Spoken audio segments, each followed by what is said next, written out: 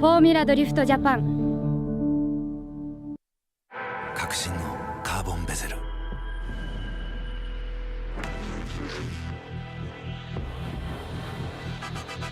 Bluetooth 搭載 G-SHOCK、 カシオ。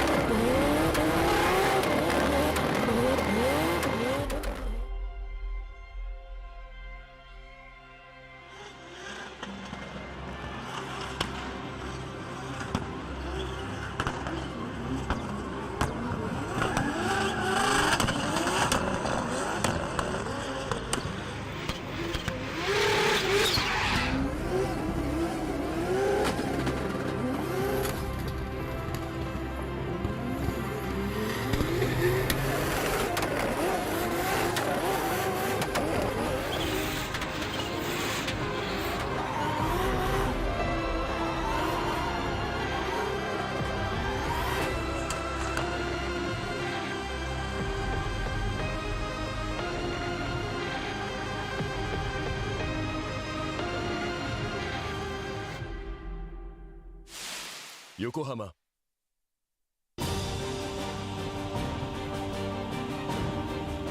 The brightness, called brilliant, blinding and vivid, Valentine.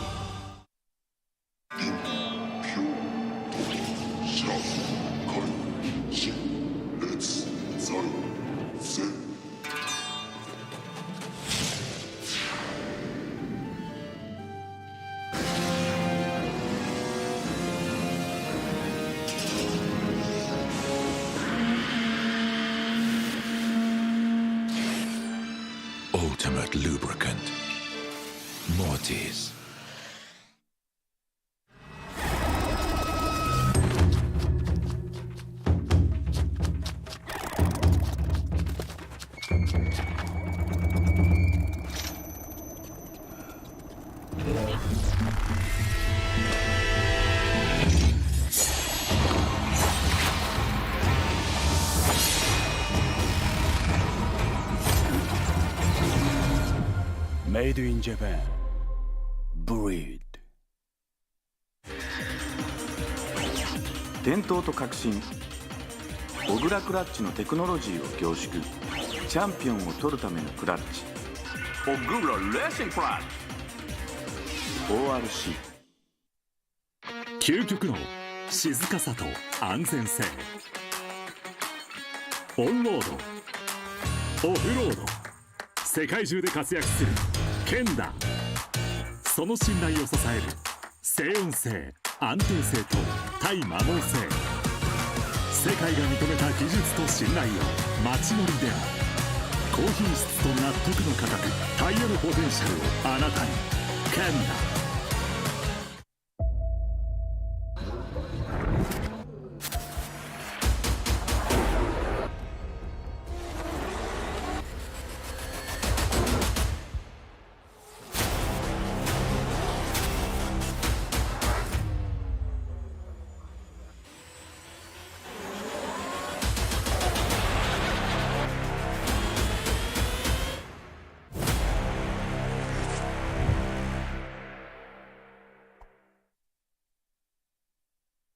What's up guys, it's Frederick Ospo and I use RSR suspension on all my drift cars. I love RSR. Iyo RSR Ichiban.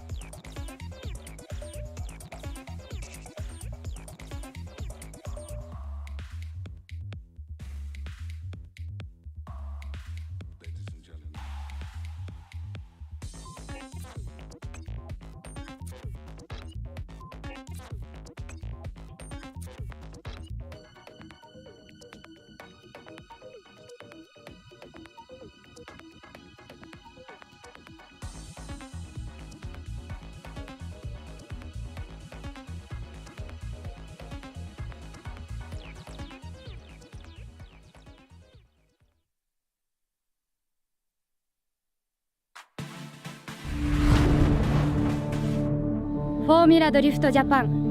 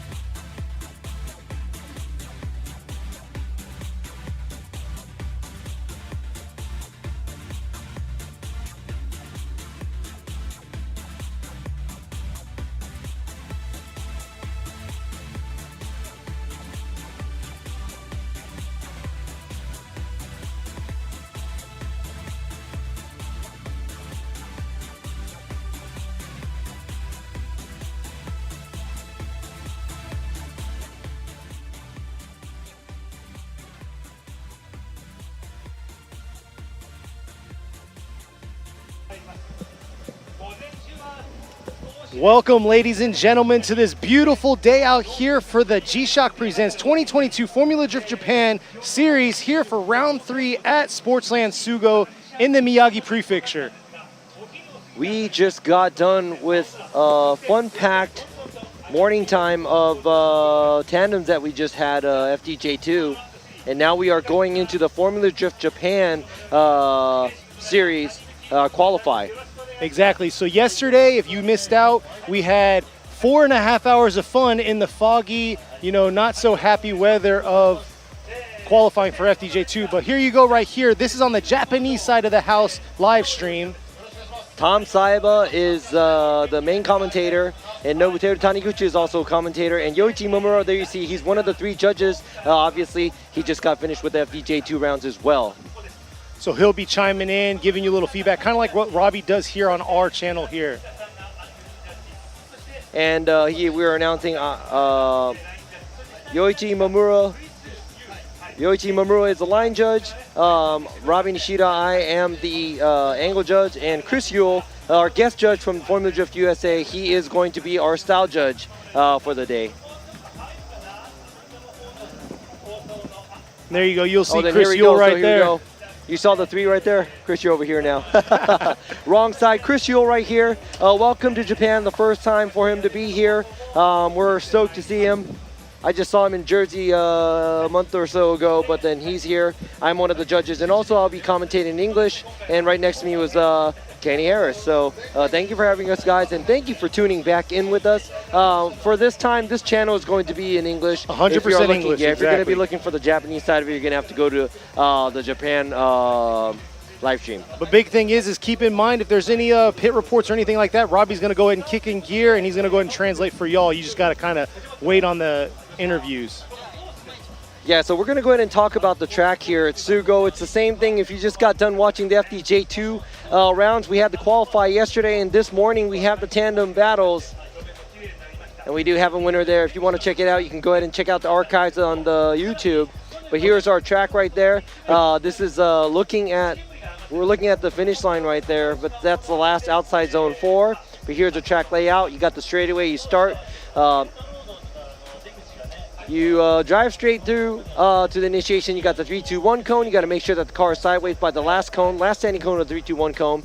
You have outside zone 1 on the left side and also outside zone 2 after the outside zone 1. But it's slightly going uphill to the outside zone 1. Then you're coming downhill to the outside zone 2. And it looks really narrow going to outside zone 2 to 3. On the right side, you got outside zone 3, and after that, right before the finish line, you got the outside zone 4. So very simple, but yet technical because it's a big sweeper, 4 outside zones. The 1, 2, and 3 is pretty wide, and I think the transition from outside zone 2 to 3 is going to be the key, especially at tandem. That's what we saw this morning. Exactly, and like Robbie said, he said up and down, up and down. There you go. The elevation change from going from the start gate through the 3-2-1, there's an up incline in elevation, and then like he was saying, from outer zone 2 to outer zone 3, there's a decline. I know speed is not a factor for the judges in points or anything, but you will see a speed increase from these cars leaving outer zone 2, collecting itself to go to outer zone 3. And keep in mind, I don't know if he mentioned it or not, it narrows up there. It almost feels like it pinches off right after outer zone 3 approaching outer zone 4. Yeah, then that's going to be a little scary to go into their full throttle, throwing the car sideways. So I'm going to have to say, you know, whoever overcomes the fear is going to be taking it all. But here's the points are divided to 3. The line judge, Yoichi Mamura, has 30 points. Angle judge, which is me, Robin Nishida, I have 30 points. And the style judge, Chris Yule, has 40 points. Total of 100 points. The drivers will be going for a 100-point run, and the highest driver is going to be qualifying first, all the way down to the 32nd place. We have about 50-somewhat cars that have entered for this round, and we also will only have 32 cars that is going to be making it through the top 32. And you can see us right there. That's me waving, but we're way up here we're good height from outer zone 1. Yeah, we're high enough where if I fell, I would die. Right? That's Way to easy. take it that's to the very, extreme. Yeah, that's very easy. But yeah, we are up here elevated. We do have cameras for outside zone 4, so we can make sure that we can see it, to make sure that we are not missing anything through our judging. Exactly. And yeah, we have good eyes over here. Bird's eye view is literally what we have right now. Yeah, so. we got the bird's eye view. We got the drones going.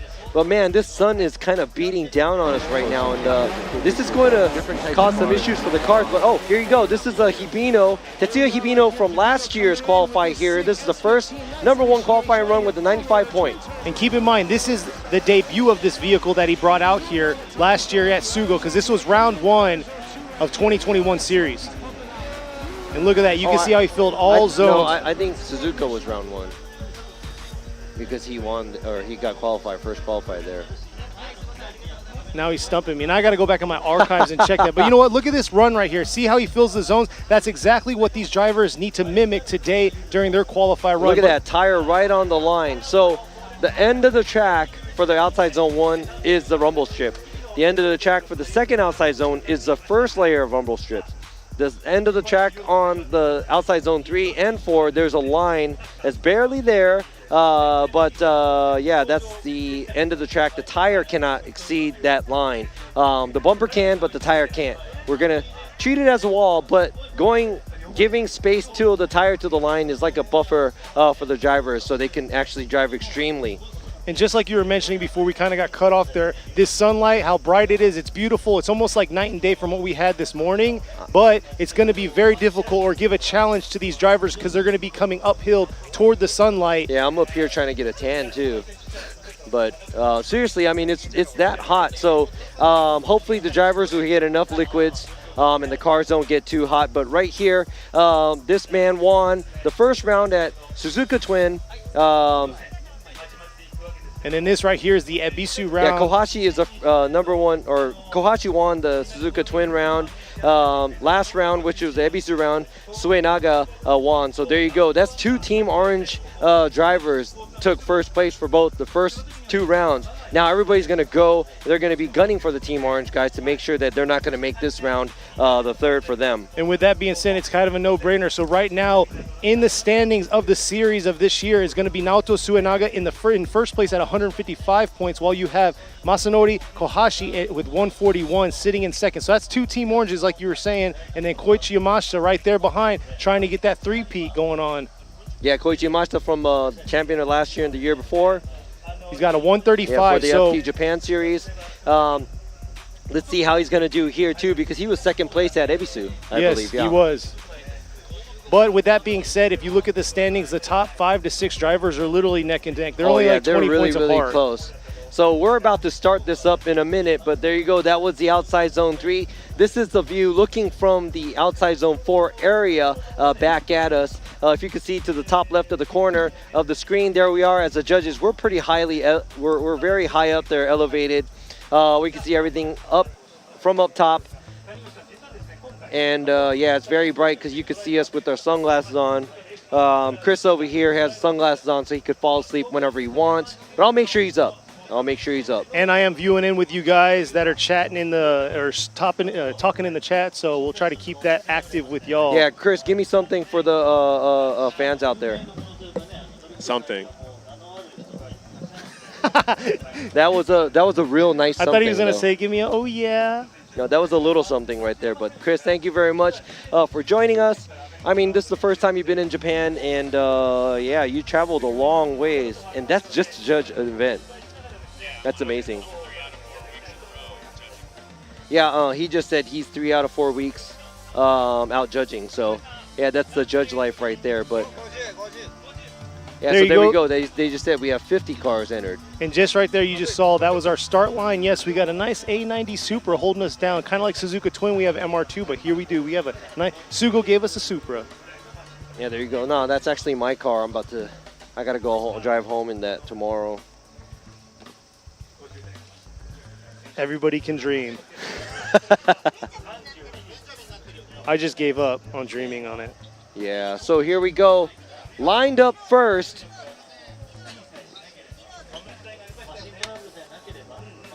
So right there, lined up first, already at the line is the 2JZ S15. I actually looked at his car real closely the other day. It's Toshiharu Kazama.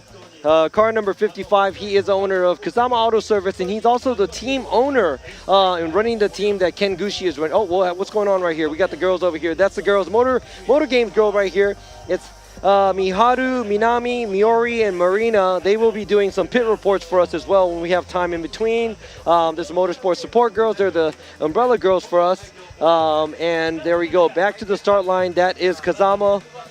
He is the owner of actually Ken Gushi's the ride Ken Gushi has. He's actually the team owner right there. His team is rolling in deep. I believe they have roughly 8 cars out here competing. Yeah, they got a big rig too, and you don't really see that. For sure, go check out his social media. He's been posting a lot about it and how their presence is. But here he is. Looks like he's ready to go, coming through the chicane. Our first one for round 3 here at Sportsland Sugo. Here he is coming through the 3-2-1 into outer zone 1. Real early into outer zone 1. Oh, almost dipping 3 tires, but able to make it through. But see, he was early on with his line coming into outer zone 1, which definitely threw him off to try to get to that outer zone 2, because you have to make it perfect through there in order to make it to that outer zone 2. Man, and you know what? He always talks about it. He always jokes about it, but he says the nerves always get to him. You know, he's a fabulous driver, but he said his heart and his mind is as big as a gnat. I mean, and also how hot it is too. Oh yeah. I mean, you're in that car warming up, how hot it is. So there's a lot of stressing factors out there, especially when it comes to competition. Hey, I used to compete in these cars too, and it's really, really, really hot. Like, everybody says, oh, you know, it's hot. I'm not talking about hot. It's like sauna. Like you're sitting in a sauna with the racing suit on. My Aristo AC's out, so I know how it is too. But it's getting fixed. It's Toshiharu Kazama. Unfortunately, he gets an incomplete for his first run, but he does have 2 runs. After we go through all the first runs, we're going to come back to Kazama making a second run. So let's go ahead and check this out. Who is going to be lined up second? I can't believe I can't hear the car right now because I know it's very, very loud. The next up, coming to the line right now is going to be number 4, Tetsuya Hibino with the LB Racing. R35. So he didn't make it last event. He was actually out of country. Yeah, he was out of country. He went to the Festival of Speed. So he was out. They brought their last year's S15 with the 4-rotor turbo, twin turbo. This GTR is packed with the 4-rotor single turbo. I mean, they just wanted to do something different. You know them. You know the team comes with crazy presence. LB works. Beautiful body kit, and the car is loud. Yes, it's loud. The Liberty Walk kit is loud looking, and look at it. Here he is coming through the 321. And like we said, last year he took #1 podium. Let's see how he's going to do here. Ripping could be a little deeper there in outer zone 1. But ripping back around to outer zone 2. Beautiful job. Definitely not his norm to hesitate on that flick. So not sure if he's still testing it. Yesterday during practice session, he didn't get as many runs put in because they had some mechanical issues. He made it through the track.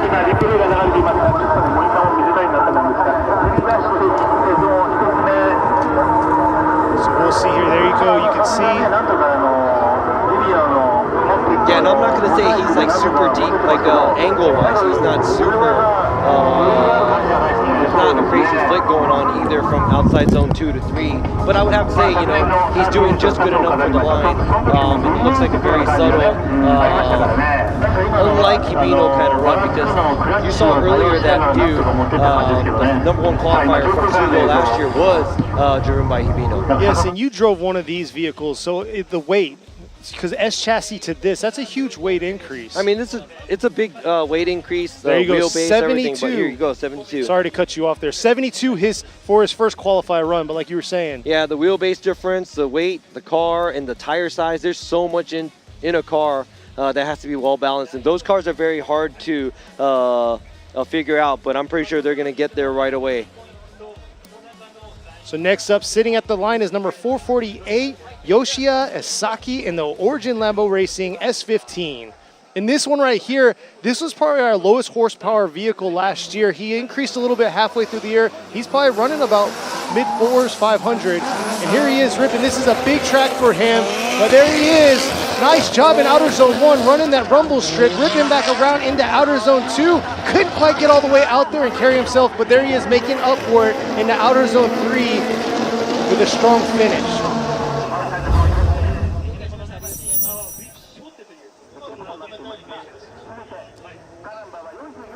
All right, so let's go ahead and check out this replay. Sorry, we're judging and talking, so I got to write things down and stuff like that. But here we go. It looks like he has a good amount of angle going through outside zone 1 to 2, but he does make it.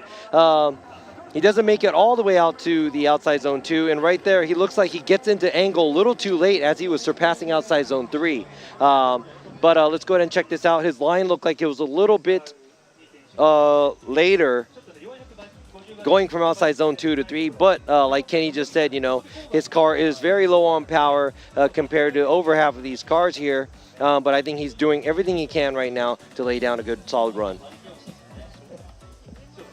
We'll see what these judges are going to give him for his first qualify run.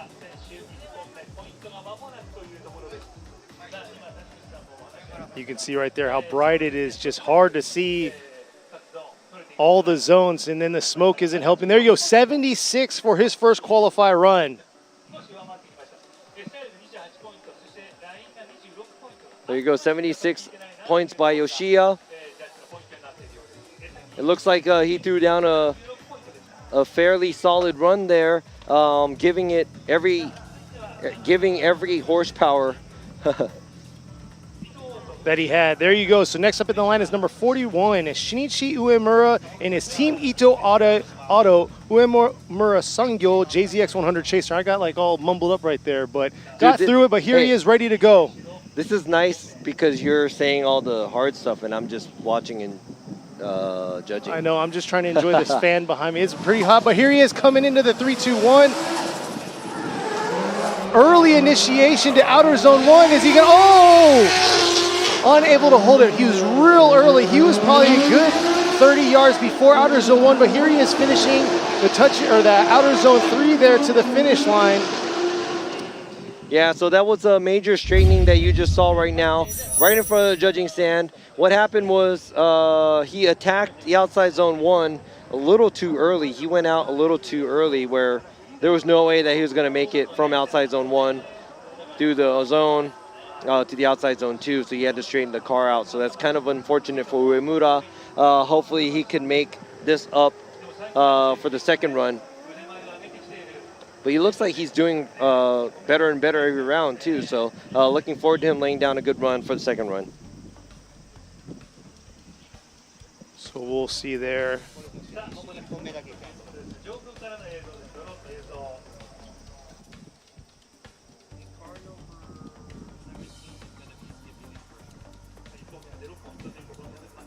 All right, so it's official. That's an incomplete by Uemura. Hopefully he could put together a run for the second run to get a score. It looks like we're ready to go to move on to our next driver, coming all the way from Okinawa, number 18, Tetsuya Iha in the Kartis Okinawa with Nor.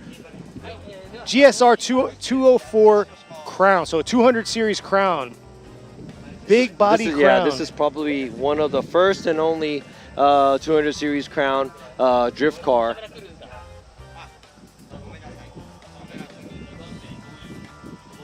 The Crown is definitely, so the Crown's a staple of a luxury sedan. It's kind of like a Japan. Cadillac over here. Exactly. Yep. So for him to turn around, and I was saying it 2 seasons ago, he actually came out and they had to actually customize the doors and make doors for it to be lightweight and all that stuff. Yeah, all race car stuff. Now here we go. This is Iha's first run. Approaching the 3-2-1. Iha did not make it to Ebisu round, but here he is representing, coming around. Not too bad in outer zone 1, carrying it through to this outer zone 2. Could have been a little deeper through outer zone 2 and taking out both pylons in the outer zone 3, finishing strong through that finish line, taking the last pylon out. But yeah, like I was saying, he was unable to make it to Ebisu last round, which was very unfortunate, but I like the new livery he has this year. Yeah, the car looks really sparkling fresh. Exactly. I would have to say. Then there you go. Tries to make his way out to outside zone 1. I'm not going to say he's really deep on angle. I'm sorry, I keep talking about angle because that's my criteria this time. I am judging the angle, but it doesn't look like he's super wide and super with a lot of angle, but very smooth and subtle driving. So maybe he's just trying to get a score on the board for now. And on top of that, I'm just curious, I'll probably ask him later on how much practice time he gets with the car being in Okinawa and everything, and the car stays mainland. Oh, so yeah, it's kind of really like your hard. situation where you had to fly back every single time and your practice time was very limited. Yeah, it was there you very go, limited. 73 for his first qualify run. 73. So it looks like the 70s, the 3 scores that we already have on the board is 72, 76, and a 73. So probably going to be a very popular area to stay in. Next up at the line, ready to go, is number 610, Kei Murakami in the Village Up JZX 100 Mark II. Yeah, earlier at practice, it looked like they had to tow his car out. So I'm pretty sure they were able to square away everything, whatever was wrong with his car, but here we go. At the start line, look at that early rip right there, coming into outer zone 1. Maybe too early because he was unable to make it all the way out to outer zone 1. Here he is trying to make up for it, filling much of outer zone 2 and outer zone 3. Can he carry it through to this outer zone 4? Not bad on that second half, but that first outer zone definitely affected him initiating real early through that 3-2-1.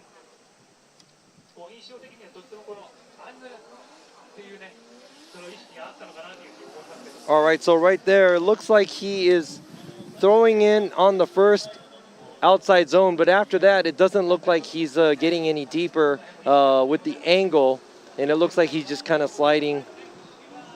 I'm not going to say it was a crazy amount of angle, very subtle run, but he is trying to probably perfect his line. He tried to get as close as possible to the outside zones. So let's see what his score is when everything's tallied up. So Robbie mentioned already, we have 50 cars out here competing. There's a few drivers unable to make it. There you go, 70 points.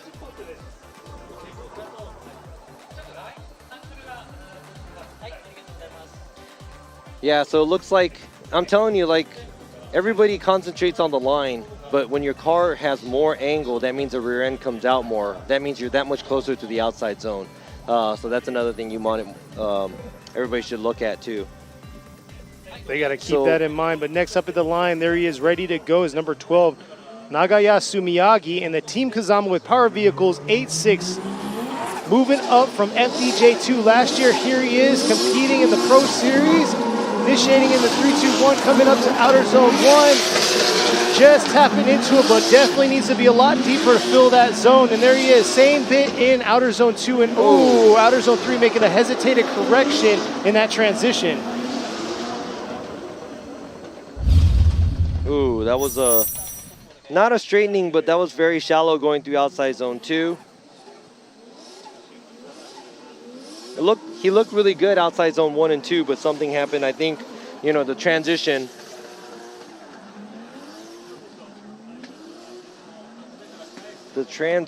Going to outside zone 3 right there, he was a little timid, and it looked like the car gripped up a lot. So here is the aerial view from the drone. As you see, right there, looks like he has a good amount of angle outside zone 2, but right there. Doesn't get to angle as much as he should be, and kind of gets into angle later on outside zone 4. There you go, 64 for his first qualify run.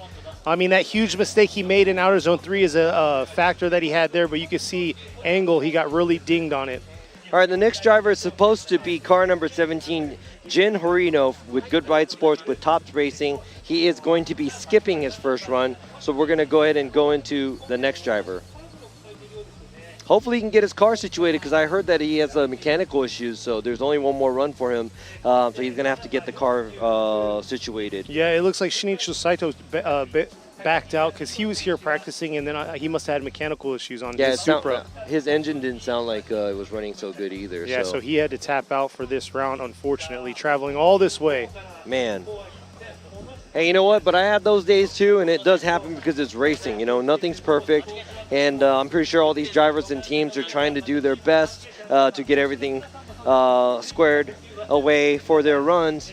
But now we are waiting for the next driver, which is car number 46, Yasuhiro Takaki. He's with T-Square with Good Ride Tack In. He's driving on 180SX, and from what I remember, I think he's still running the SR20. Because I know he was going to go 2J, but you can see right there, nitrous purge, so... No, he said he wanted to do a VQ, but he just stuck with the SR, I think.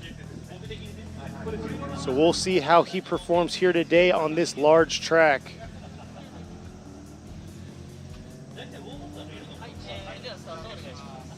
All right, he's getting the green light. Looks like we're ready to roll. And here we go. Takaki's coming down the straightaway. There he is. Nice initiation. Let's see if he can carry it all the way out. Oh! Not quite all the way to that outer zone 1. That has been a struggle for the last few drivers. And there he is, ripping back around. Nice transition through that outer zone 3, filling that zone. Yeah, there's a slight wavering when he was going through outside zone 1 and 2. Let's go ahead and check out the replay. And as an angle judge, I would have to look at that carefully right there. Does a good job when he was starting to go towards the outside zone 1. Doesn't make it all the way out to outside zone 1. And right there, boom. That's like two waivers I've seen, yeah. And there you go. Yeah, it looks like midway through outer zone 1, he also made an adjustment. But he is getting a score. Exactly. And really depends on what the style score and the line score has. Man, this is such a relief from yesterday when we're pumping through these drivers. Yesterday, we got through 3 drivers, had a 2-hour day. Hey, 68 for his first qualify run. We got this beautiful weather. Yesterday during practice for them, they had the same exact weather, so the conditions of the track are similar to what they were practicing on yesterday. Yes, it is. But, man, I would have to say one thing. It's really hot. And I think Chris don't have a mic, but just looking at him, I know he would say I'm hot right now. Yeah, I am too, even with the fan behind me. And like I was saying earlier, this is a pretty big track, so the drivers getting to the start line, It's really hard to get everybody ready because the burnout box and the start line is pretty far. Looks like the next driver is up at the line and ready to go. Number 330, Shigehisa Sasayama in the DSL.com JZX 100 Chaser.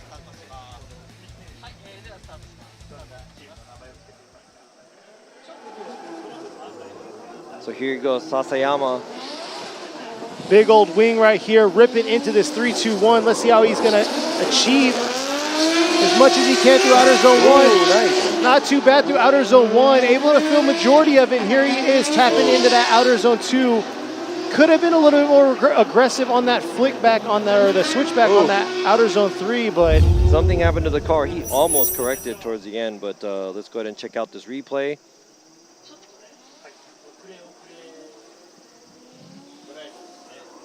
So here we go. There you go. The initiation right there. Does a good job on outside zone one.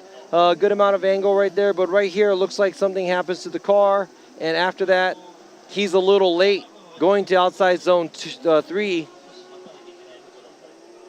So he kind of surpasses outside zone three. And the outside zone four doesn't look like he was able to. Here you go, right here. Something happened right there. just so right able before to the hold finish on, line, yeah, he was just kind of 70. gliding through there. Getting a 71st first qualify run for Sasayama. So that was Sasayama's run, and now we have the next driver pulling up to the line. It is Kenichi Takashimo driving the Team Ito Auto Ken with Hirano tire with Good Ride JZX 100 Chaser. He is also a driver that came from FDJ2, I believe, or MSC. MSC, I so believe. he just made it into FD Japan this year. So this is his first series, or first time to be in the series this year. So here we go. Let's go and see what kind of run he's going to lay down. Yes, right here in this big track coming through this 3-2-1. Not bad through that outer zone one. Able to carry it through, and here he is trying to push it to the limit through these zones. There you go. All these guys are hitting outside zone 3 late. Yeah, they see how it pinches after that to get to outer zone 4, so it looks like they're trying to hold themselves to carry it through that turn. He does a good job on outside zone 1 and 2, but the hard part does come towards the end of the track right there after the transition. Because right here, when you're too shallow coming out of outside zone 2, it doesn't give you enough momentum to flick the car quick enough. So you basically start to transition the car towards the mid to end of outside zone 3, where it's going to hurt you on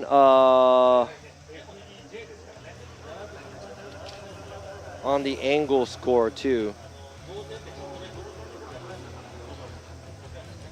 I love the online fans giving the scores out there. Let's see if they're getting the right feel as the judges today. Wow, you guys are pretty 70. close. That's not bad.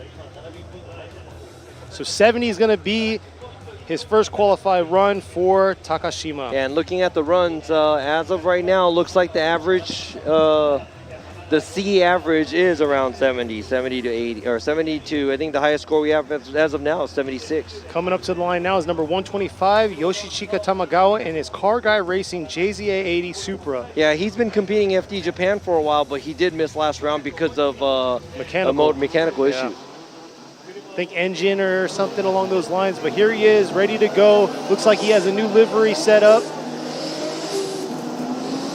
Same color scheme, but here he is ripping into outer zone 1. Not too bad through that outer zone. Let's see if he can carry it through the parts of outer zone 2 and 3. Oh, a little late on that outer zone 3, just like the other drivers.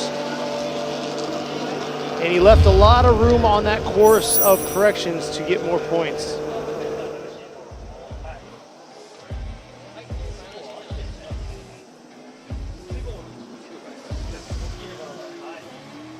Yeah, right there, if you can see, he does go to the zone, but yeah, there you go. Goes into outside zone 3 later. You're going to have to try to get in there as early as possible, or you're going to have to kick out the rear and flick it harder and faster.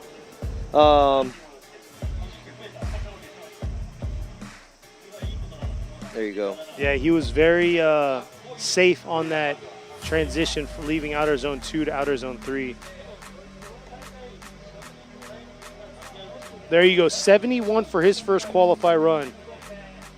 Like Robbie said, 70 seems like it's the bottom end safe zone right now for these drivers.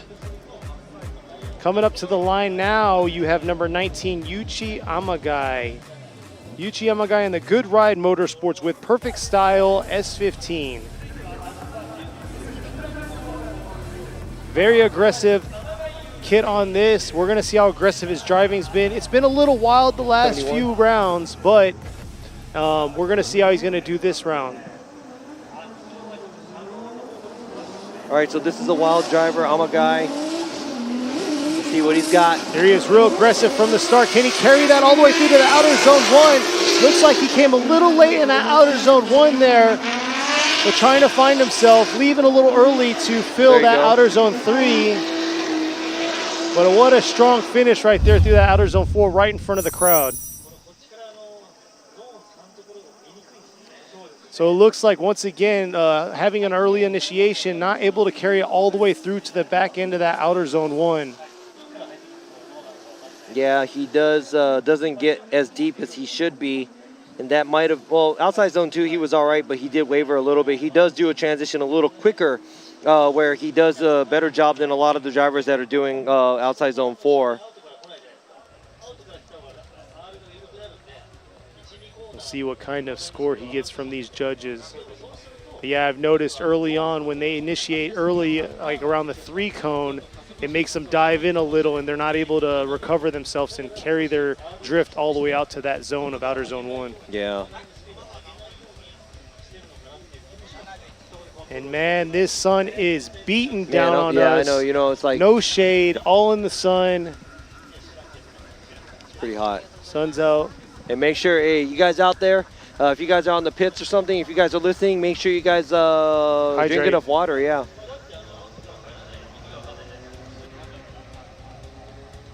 $77 for his first qualify run.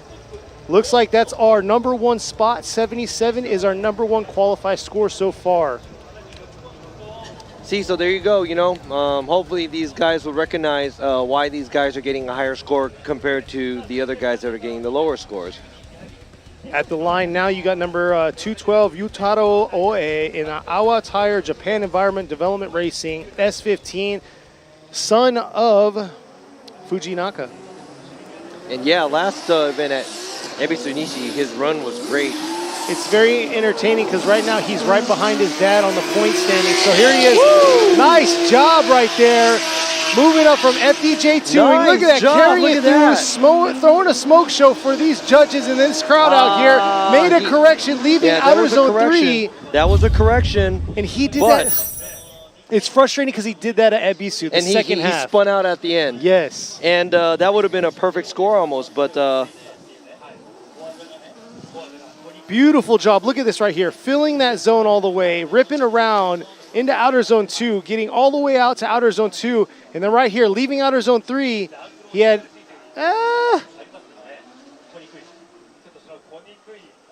Let's see what Robbie's take. He's kind of looking at his score stuff and still, but let's see how this goes. Outer zone 2, let's see this transition. Look at that angle right there.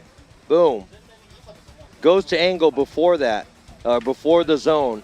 A lot of these guys are going to angle in the middle of the zone. And I've been docking a lot of points right there outside zone 3 because pretty much you're almost straight going into the zone where your car has to be sideways by then. He does a good job because he throws a lot of angle at outside zone 2, does a hard transition going outside zone 3. So by the time the car's at the outside zone 3, the car's already sideways. I think that was that's my opinion as an angle judge. But 81 right job. there. Yep. There you go. He is leading right now, qualifying. It is early. You know, I'm still going to get excited over this. But yes, 81. Oe, young driver, coming up from FDJ2. And then look at this. He's throwing down a solid, run. If he could get that second half of the track together, it's going to be really good for him overall. I think that was a well-deserved run, and he has a lot of room to grow, too. If he could do a better job for a second run, I'm pretty sure he could get a higher score. But let's go ahead and see what his dad has in his FD3S Awa Tire Japan Environment Development Racing FD3S, Manabu Fujinaka. Here he goes. Fujinaka's coming up to this 3-2-1. Loud 3-rotor ripping through here. Don't even need to say anything for that area. There he is, ripping it out.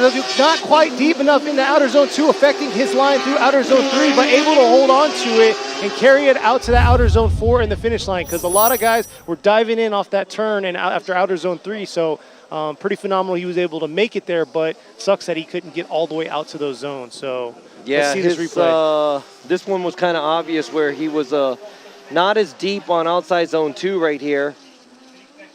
And right there, he does make it work at outside zone 3, but did you see that? He went over the rumble strip on the inside of going from outside zone 3 to 4. Yeah, that means his line is kind of smaller you'll see than here, where he's supposed to be. He left real early out of outer zone 3, which put him right in line for those rumble strips. Here you go, transition, boom, diving straight for it. There you go. This, I mean, camera doesn't lie, you know. It if you really look at doesn't. it, if you look at the drone view, you can really tell where the driver is driving through. And looking at the cars that are getting the higher scores and looking at the cars that are getting the lower scores, you can kind of tell what kind of line you're supposed to be on. So is he going to be able to compete with his son's score?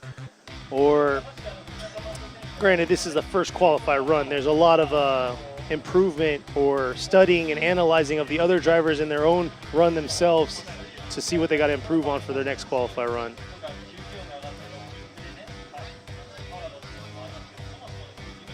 There you go, 66 for his first qualified run. Not in the safe zone per se, but left a lot on the the track.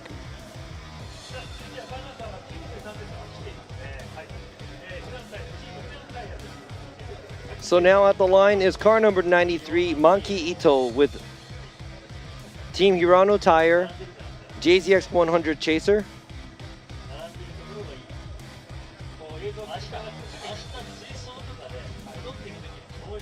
There he is. It looks like he's ready to go. Got that Saito roll cage right there.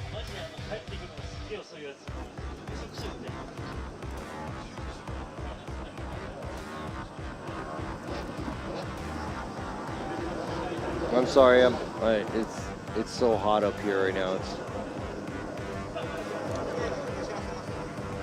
So we'll see here. Looks like he's ready to go and getting the green light to get his run started. Yeah, it's not the judges either. It's not the judges' fault. That's all. I'm sorry. Here we go. Here he is, approaching this 3-2-1. Real early, but able to carry it a little bit further out to outer zone 1 there. Not bad at all.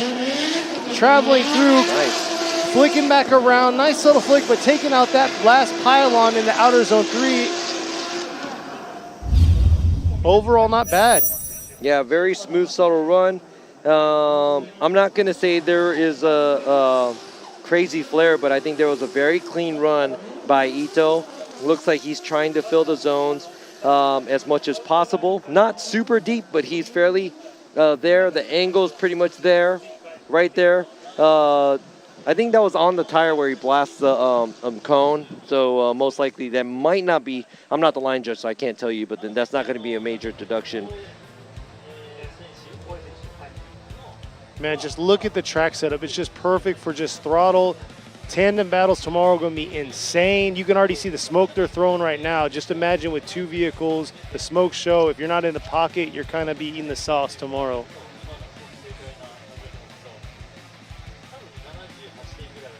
Let's see.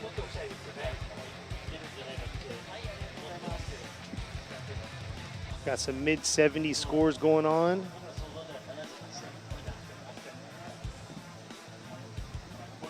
Dude, all I can see is the scores on the comments. That's pretty cool, though, because, yeah, join us and try to guess what the score is, or you can be the judge and have fun with it, you know. There are small differences in how we see it, and, you know, oh, there you go, 75 points. So y'all were right out there. Yeah, it's pretty close there.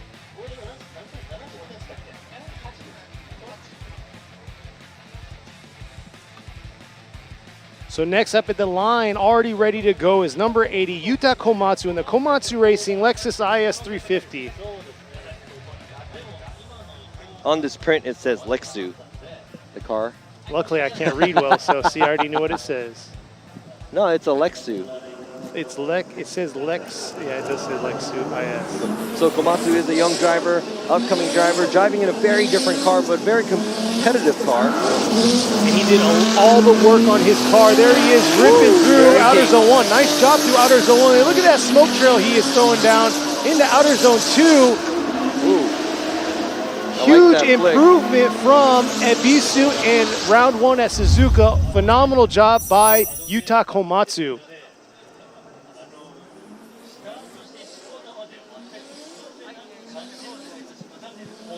See this replay, there you go, hard flick right there, but able to carry it out to that rumble strip of outer zone 1. And then outer zone 2, beautiful job, flicking back around, just riding that line of outer zone 3, and then just finishing sideways. He's had his struggles throughout this season, but man, he's kind of collected himself here and made it happen. Yeah, so if you can see that run, I would have to say he was deep on the angle towards the finish line as well. We don't want you to straighten. We want you to have angle going through the finish line too. And I think he made that happen as well. And he was pretty deep on the angle outside zone 1 and 2. Made sure that he made it outside zone 3 as well. So boom, 75 for his first qualify run.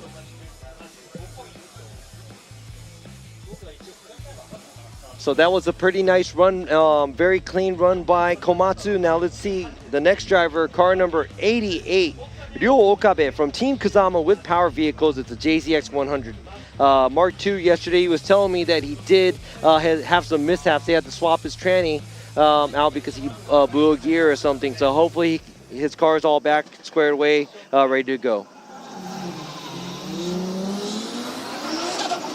So here they are coming. Okabe coming through 3-2-1.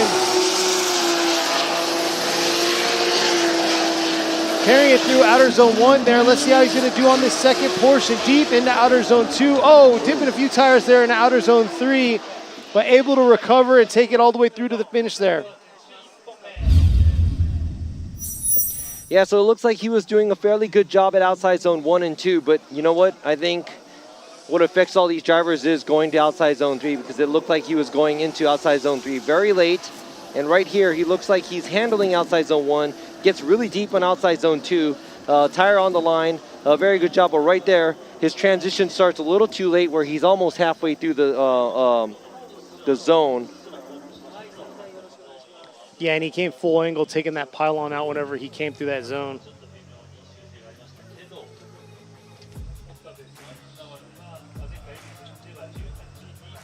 We'll see how this goes. I mean, kind of a slow start. You know, everybody's in their 70s. A little bit of excitement right there where Oi is actually leading with the 81. There you go. That's a 69 by Okabe. This is his first run. Hopefully he can figure out what he can do to make it better for the second run. Next, coming up at the line. Yo, is that a FD? No, it's a 2J FD. Oh, then that means it's not a FD, and some of you might think that, but no, I think that's a good setup right there with the 2J and a FD. Junji Yamamoto driving the 5X 2J FD3S. He's been in the FD chassis for quite a while now, so. Yeah, he definitely throws some hard, aggressive angle and flicks whenever he comes. Yeah, sometimes he goes pretty crazy and a little too crazy. Yeah, too crazy, where it's like, it looks beautiful, but man, that's not chaseable. No reverse entry. But we'll see how he does here today and see if he could carry that momentum all the way through these zones. But I definitely want to see a hard flick leaving outer zone 2 to outer zone 3. Here he is, coming up to 3-2-1. Here he is, real early into that 3 cone right there. Coming into outer zone 1. Nice job on that rumble strip in outer zone 1. Ripping back around. Couldn't quite get deep enough into that outer zone 2. And just dipping a tire right there through outer zone 3. Right there. Once again, we're back to how it was before, because a lot of guys are doing the transition a little too late. They're going into outside zone 3. You got to remember that the outside zone 3 starts at that cone. And if you're rotating into that, you're pretty much a little late. Yeah, so there he goes, finishing off strong. But man, that thing was ripping around that track. Definitely missed some of those zones, could have filled a lot more of them.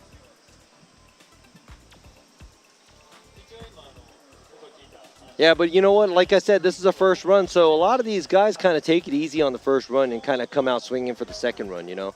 So the biggest thing is getting points on the board, take that stress away, and then just come out here and have fun your second time.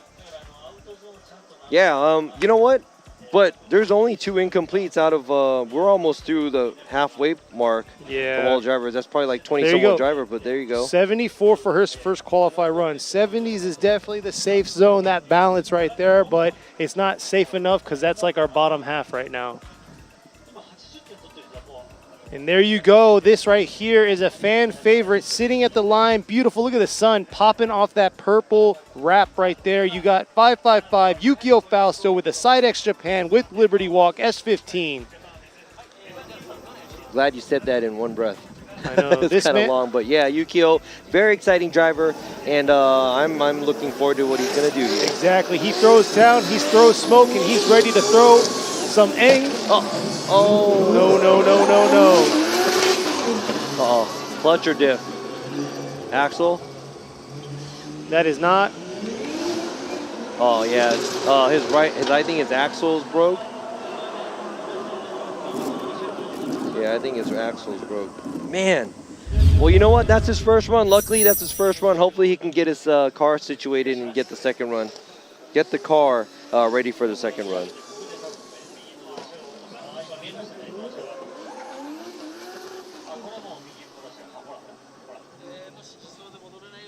Yeah, so I think his right axle. Yeah. It looks like his tire's not spinning on the right side. And I know right now Yukio's probably in his car very frustrated with that fact because he just wants to throw down for his fans. And, you know, I know his team wants him to throw down too, and then this has to happen. He did a phenomenal job during practice throwing all the smoke he can, but unfortunately, mechanical issues do happen. Yeah, you know what?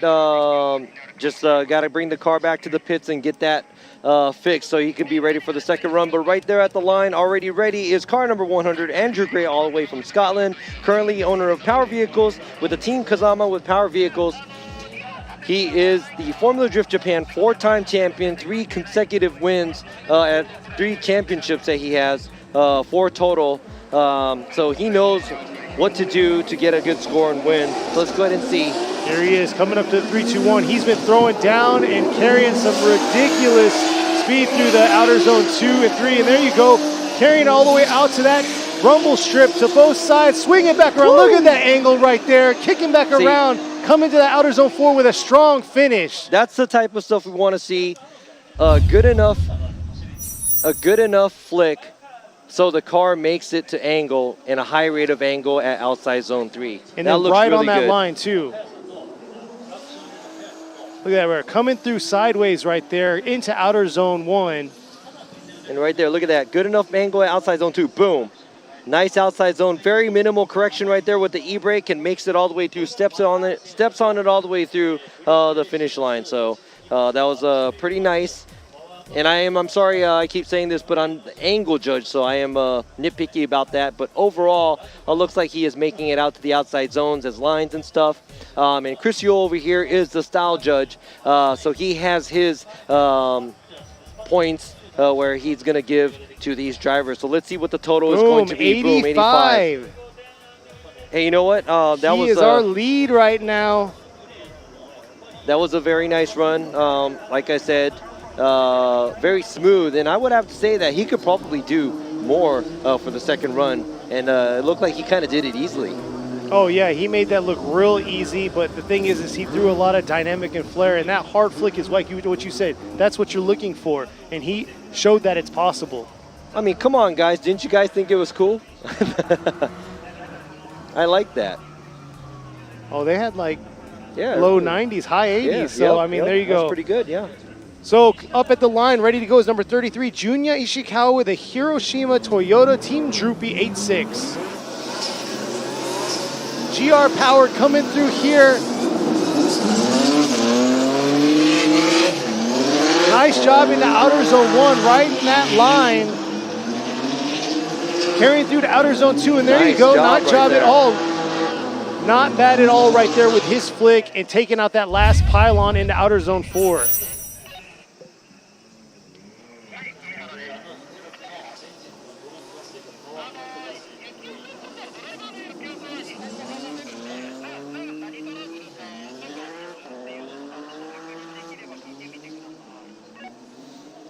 Yeah, sorry about that. I was writing everything down, but there you go. Very nice job by Junya Ishikawa. He is not, or he's a familiar face on the podium as well, so he knows how to get a good score to make it through the qualify too here at FD Japan. Well, let's go ahead and see this overview of the drone right there. Nice job at outside zone 3. Flicks it fast enough, early enough, getting into the zone. But I'd have to say, very nice, smooth runs by these drivers, but it looks like they're holding maybe like 10 or 20% back for the second run. So I'm excited to see what their second run. There you go. 80 points. We're moving up in the points. When you're in the 80s right here, you're in the safe zone, I'm guessing, for today. So 60s and 70s, depending on how the second half is going, because I just flipped the page because I'm looking at the entry sheet. So I think we're almost halfway through. A little few more cars and we're halfway through, but up at the line, ready to go is number 31, Koldai Sobagiri in his Shibata Racing Team Cylone Tires GR86. Debuted it last round at Ebisu. Yeah, up until last year, he was competing in the old school R31 Skyline from 31 House, and now they are back with the GR86, a newer platform for them, a new build. See what's going to happen right here. Here he is. Look at that nice aggressive approach. Did a phenomenal job at Ebisu, and here he is ripping, clearing that zone right there. Let's see how he does. Little shallow on that outer zone 2, but there he is dipping like about a tire right there on the fine line of outer zone 3.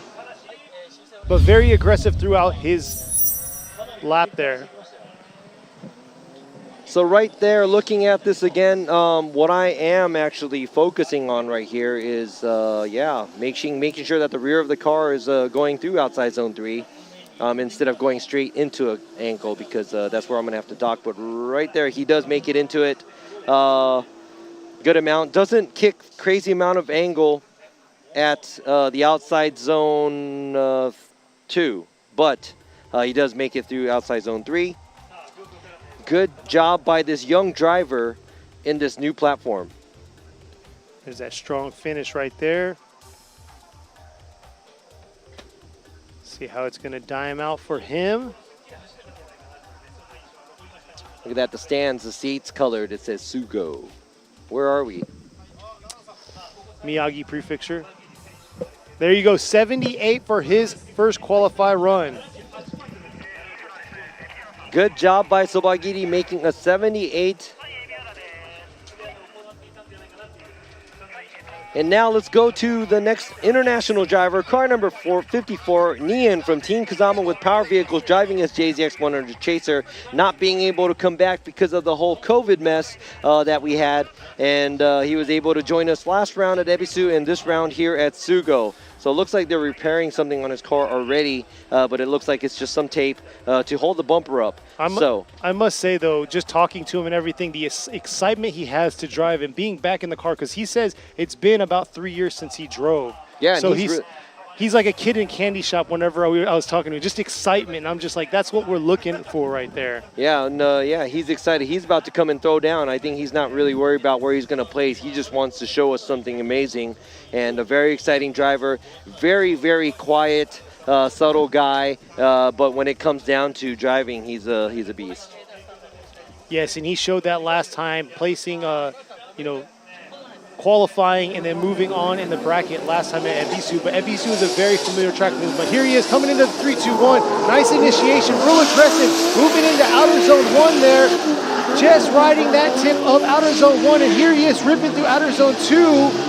Carrying it through. Could have been a harder flick through that outer zone 3. But there he is finishing strong, getting points on the board on his first qualify run. Yeah, it doesn't look like he was really deep on the angle throughout the whole track. He does a fairly good job at outside zone 1, but starts to pull a little bit of angle out from outside zone 2 and on. And he does go into outside zone 3 a little late. I wish he was making a harder flick going to outside zone 3. Right there, there you go. As you can see, he's halfway through the outside zone as he is giving it angle. So we would like to see the car at angle by the time they make it to the outside zone. And watching him right here, right now, compared to a month ago at Ebisu, it definitely looks like he's holding back. So we'll probably see something very exciting for his second run. But I must say, hands down to his team, because he did have mechanical issues. I believe it was diff issues yesterday. So they're out there in the heat, just like today, under the car, getting it squared away and ready to operate and get some more practice time, and then obviously, hopefully get a decent score on his first qualify run.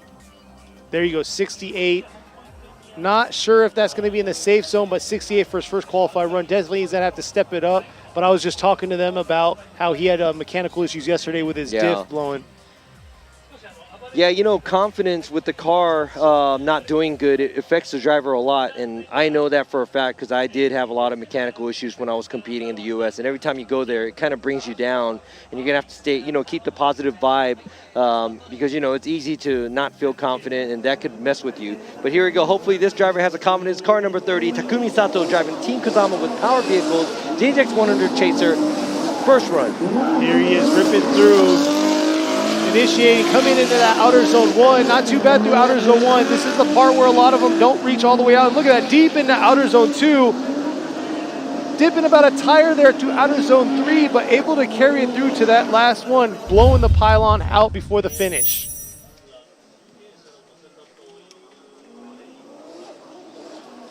All right, so I would have to say a lot of these JZXs, it looks like the motion of the car is very similar. Very smooth, but at the same time, very subtle. So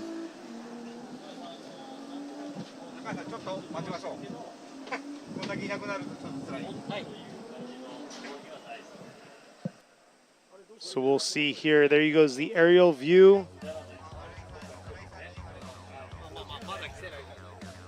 Ripping around. Look at that outer zone 2. Beautiful job in outer zone 2, but leaving a little late through that outer zone 3 and taking both pylon, that pylon there and the pylon out outer zone 3. But there you go, 70 for his first qualify run. Not bad at all, but I mean, these scores, they're all over the place. So it's kind of hard to tell what that safe zone is for the breaking point.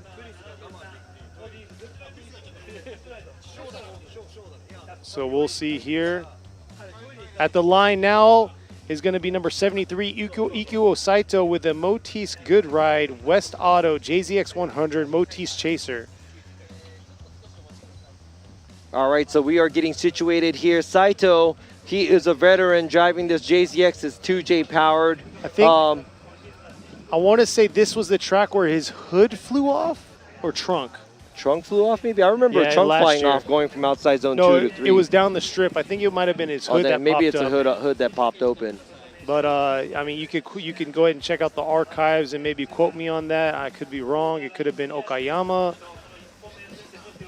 But, yeah, this is round 3. We've made it halfway through the season. And looks like he's getting the green light and ready to go.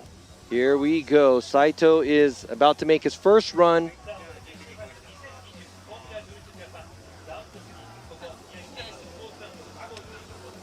You can see us right there. The sun just beaming down on us. If you're just joining in, we're about halfway through the first round of qualifying here at round 3 at Sportsland Sugo. And Saito is coming up in his JZX 100, ripping through that 3-2-1, taking it out to the outer zone 1. Could have had a little bit more angle through there, but played it a little safe and trying to make sure he completes these zones just right in the line there on outer zone 3. I think that's all he could do right through the outside zone 1 and 2. That's where you need an extreme amount of power to have a lot of wheel speed to keep it going, to kick a lot of angle and also get deep into the zones. But right there, he's a little short on the line, a little shallow through there. Doesn't throw so much angle outside zone 2, but right there does a nice flick. I would have to say the angle score at outside zone 3 would be pretty good.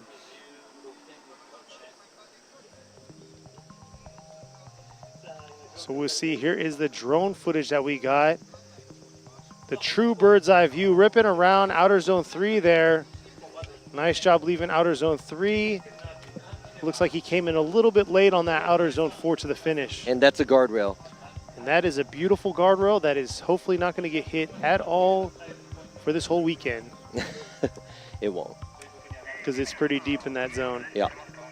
But here we go. This is a view from, where are we looking? This This is is outside zone 1. Oh, it is outside zone 1. I'm sorry. To the right of this screen is us watching it from the top. There you go. 75 for his first qualify run. See, I just analyze and observe and see things. You just know the track. Yeah, well, I'm only looking at the car, so I don't know what's going on. Remember you're telling us about the cone being dramatic and you're earlier like, wow. today? Yeah. We know So where here your we mind's go, at. car number 963, Daichi Mizutani driving the Mizutani Motors Marusho Racing VL S15 Sylvia. Recently he did do a 2J transplant. Now the car has more power. Let's see what he can do here at Sugo. Real aggressive there through that 3-2-1. They got carrying it early in, dipping a tire That's a there lot of through outer angle. one. Made a little correction leaving there due to leaving that or coming back on track. But here he is. Wow, nice aggressive flick, but had to make an adjustment after making that flick and hitting that pylon.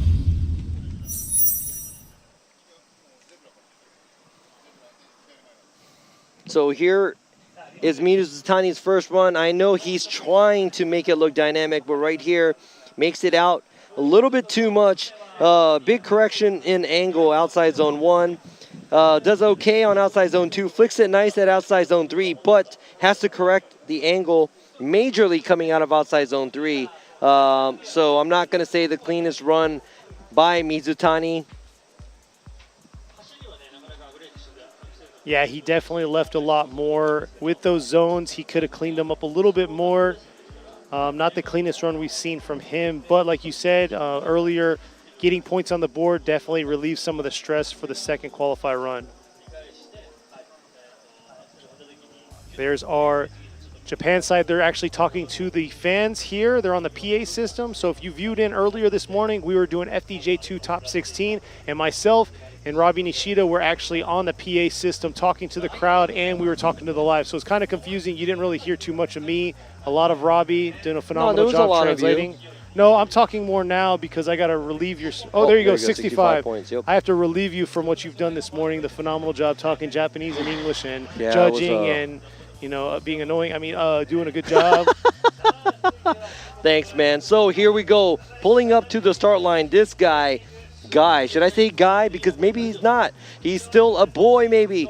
Young man, I would say, car number 771, Hiroya Minoa, driving the Team Cusco Racing A90 Supra, only 12 years old. 12 years old. That's insane. Dude, But that's like 4 me's. Hey, which Supra is better? Oh, yeah, there you go. A90 Supra to the right, A90 Supra to the left. Cusco color in the red one. Maybe this one's better because it's drifting. Here we go. And here it is. Woo! Hiroya right here, ripping through that 3-2-1. Can he carry it all the way out? Not quite able to get all the way out. It looks like it's like struggling a little through that zone and the rest of the track. But man, he is pushing that car to its limits all the way through this track. And man, this is a huge track to be on too.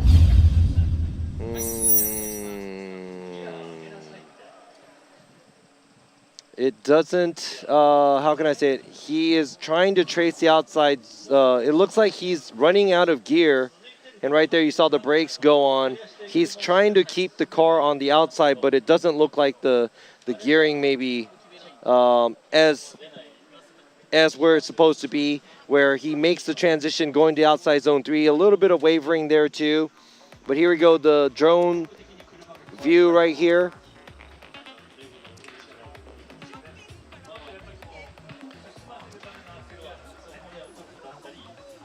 There you go, finishing. And yeah, the finish right there. So I would have to say...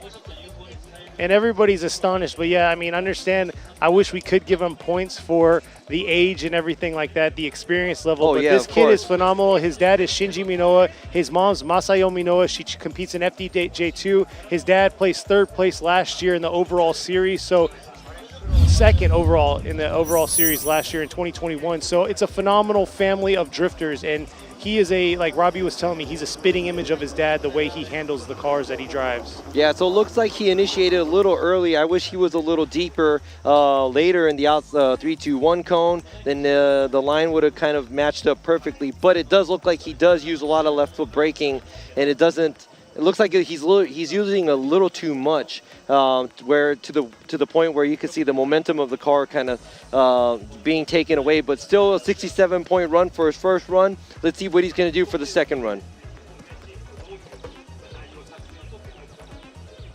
At the line, ready to go, fired up, is going to be number 218, Konosuke Fujimoto, in his D-Dash Racing S15. So I spoke to him the other day at a different track. I bumped into him, and he was just telling me about the SR20.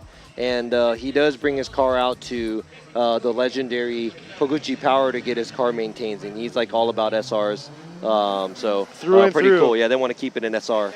There you go, through and through. Looks like he's smoking a little. Okay. Uh-oh. There we go. Ripping back around here in the outer zone 1. Not too bad. Here he is coming around to outer zone.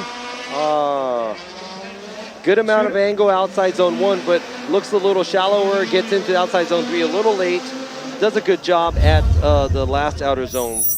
It's just, I was just a little mind blown. The wheel speed that he had there and the amount of smoke he's kicking out, it's just insane. Here he is ripping into 3-2-1.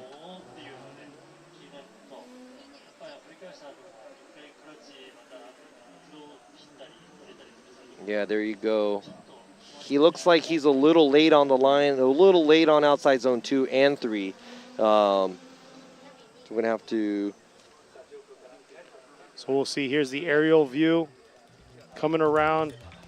Not quite able to get all the way out to outer zones. Like you said, late right there to outer zone 2 and outer zone 3 also late.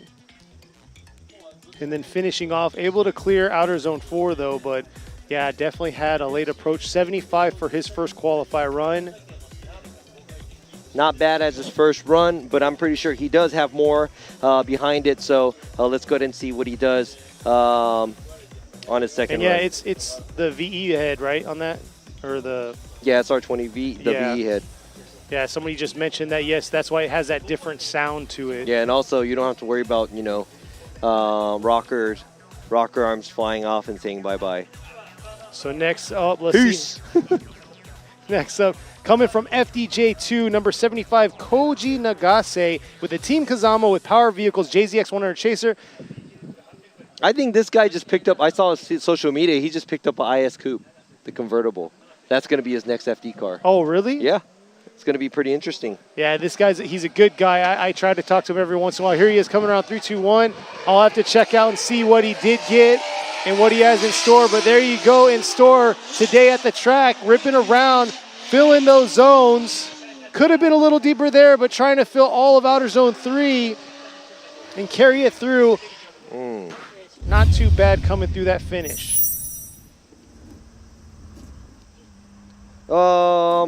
Just as the other JZX, that I would have to say a very subtle run. I'm not going to say that anything is going to stand out on his run because he does fairly okay on everything. The angle is good enough. The line is good enough. And right here, he doesn't miss out on the opportunity where he does make the right rear of the car go through outside zone 3 at the right timing. But I'm not going to say that there was a crazy flare in that run. And that was a okay first run for him. He is going to put a score down, and it's going to be fairly good. So let's see what he can do for a second run. Like I said, Team Kazama with Power Vehicles coming all deep. all those cars, the JZXs and even S15, Andrew Gray's car, Andrews, the Motis colors. And you got Kangushi out here coming from the U.S., so we'll see him later on this qualify run. So we'll see. Let's see what this score is going to be for him. First qualify score for Nagase. There you go, 73. 73 points for his first run. Let's see what he's got. Let's see what he's got for the second run.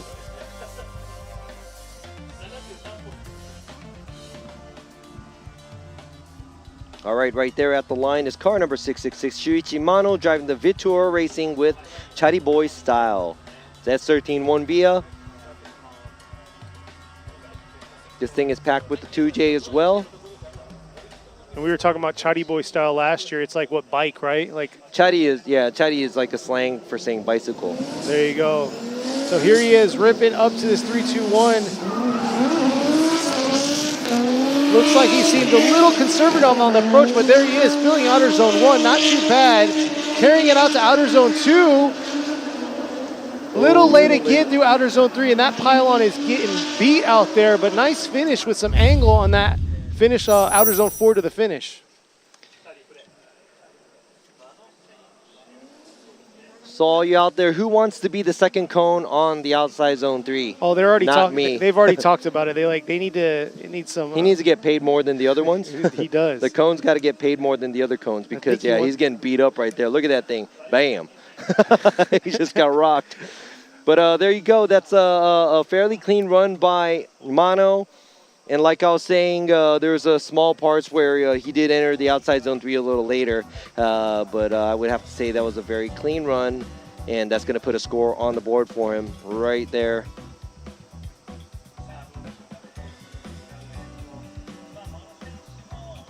There you go, 75. So I think now I don't even know where the safe zone is because it looks like there's a lot of 70s now. I have a few volunteers for the cone duty. If you guys out in Japan next time, if you guys want to come out here, I mean, to come work with us, please let Kenny know. It reminds me. Hit up Kenny Harris's DM. Please don't. I have no pull there. Oh, and he'll pay you too personally. Oh, yes.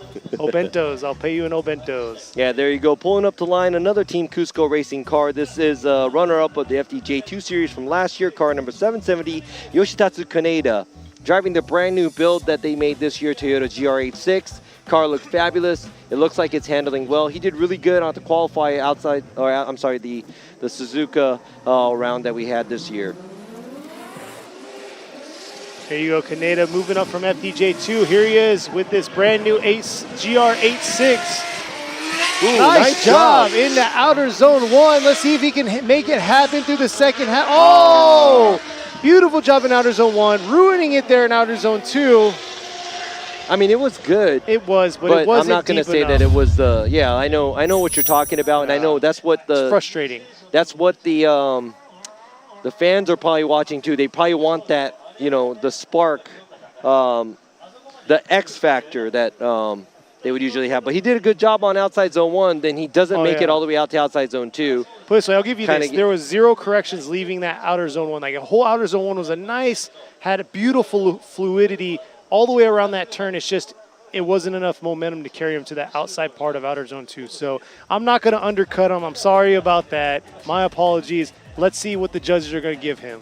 No, I mean, I don't think anybody's going to blame you for that because it was the whole excitement that he had to build up for the outside zone 1. And as he's driving through it, you're like, outside zone 2, kind of small on the line and shallow. That kind of, it's a little bit of frustration. Yeah, but 74 right there. Right before you saw that, you saw Samet right there cleaning his pits up. He did a phenomenal job this round for him. Oh yeah, he came out 4th overall. Yeah, so that's a good job for him. Next up at the line is number 24, Takatoshi Imamaida. In his 5X tires, Navigate Penske KRC MJC S14. It's a lot going on with the sponsors for him. Let's see how he's going to represent them here on his first qualify run. And overall, he's been doing a pretty solid job in qualifying and in the brackets. Nice flick. Massive wing. Riding that line. That's all I'm talking about. Just like Kaneda. See if he can carry it all the way. Look at that. Carrying it out. Flicking back around. Nice job carrying it through 3. And, he's definitely throwing a statement with that wing and showing that it's possible. Wow, that was nice. I like that because outside zone 1 right there, he does a good job with angle. Makes it all the way out on the tire to the rumble strip. And right here, too, look at this. Nice angle outside zone 2. Not a hard flick going outside zone 3, but makes it in there. Does a good job on the angle. Here's that aerial view we are so lucky to have with these clear skies. Ripping around. Here you go, outer zone 2 to outer zone 3 transition. Nice job. He was early on in both zones. Exactly what the judges want to see. So I'm hyping it up. So hope don't beat me up if the score is not what my hype level's at. 85. There you go, 85 points. Tied for first.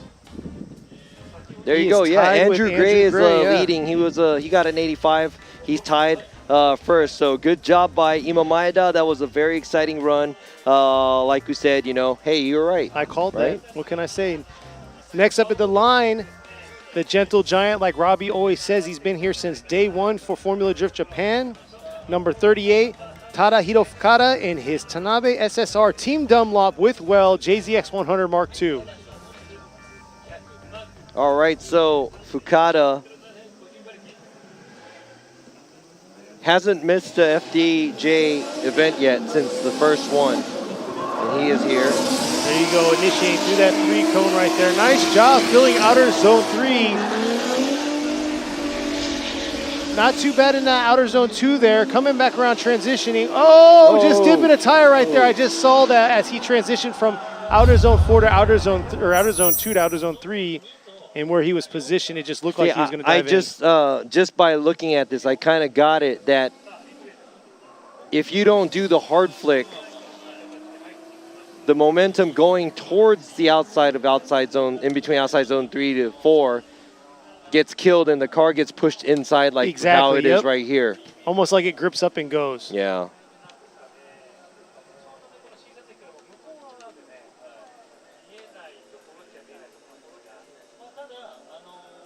But I'd have to say, just as the angle judge,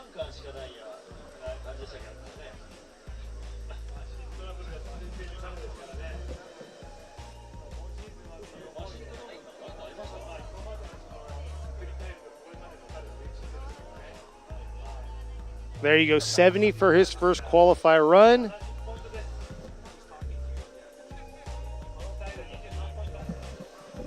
All right, so that's a 70 for Fukada. A score on the board for the first run for him. Next at the line is going to be number 58, Kazuhiro Kubo in his vacancy with Weld Cockpit Kobe 180SX.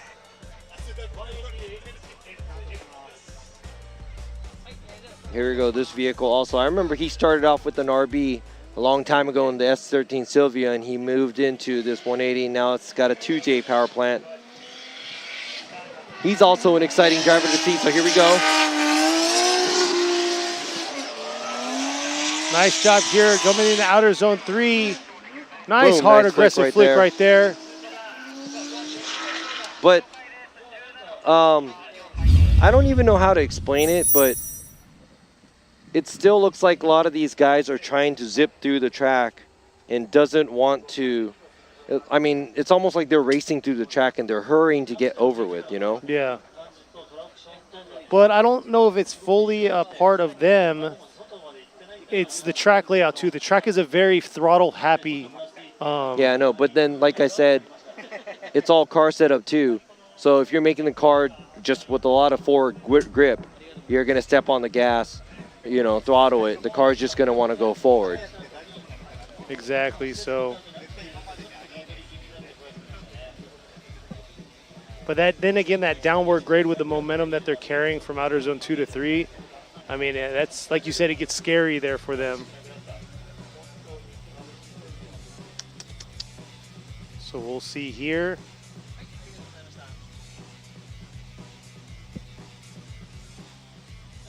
Awaiting the score. There you go, 73 for his first qualifier run. Yeah, so there's a lot. I mean, I'm not, I don't know if I'm dreaming or what, but I mean, visually you can see when the car is trying to just get through the track fast versus trying to drift and become stylish. And I think that's where Chris is looking at the most, where you want the car to be sideways and flicking it and making it look dynamic than just trying to get through the track as fast as possible. So here we go, all the way from the USA, Formula Drift Japan, Formula Drift USA competitor car number 21, Ken Kushi with Team Kazama with Power Vehicles, driving the Motis Lexus RC. VR 4.3. So this is a 4.3 VR. And you know what I'd have to say? He's got a lot of gremlins hiding under that hood because, I mean, I haven't really seen him practice at all today. Yeah, yesterday he was frustrated. They had issues with the transmission. He was saying it was the pilot bearing, I believe, went bad on it. Had to take it back to the shop, get it squared away. But glad he's able to be back out here. But drone down, drone down. Drone down almost was roadkill there for a second. Hey, at least it's not a shoe like in Jersey. FD. I heard about that. That was pretty crazy. I heard, yeah, well, I mean, not I heard, but I was there. I saw some things going on in the crowd. Robbie's name was actually announced at the same time as it was going on. Yeah, it was on, somebody saw it on the feed. Yeah, so that was kind of cool. So I'm internet famous now. Thanks, guys. But yeah, Kengushi all the way out here. But he's got to get back, get ready, squared away, because he's got another round going on next weekend. Yeah, he's going to have to go back to Seattle. Yeah, so he's back to back to back. I mean, he's just And speaking of Seattle, that is hometown for our fellow judge right here, guest judge Chris Yule. Yep, so he's from Washington. So just in time for the next round in FDUS. He said he could just walk to the track. There you go. So he'll be non-jet lag by then because he'll get in, have a few days to adjust.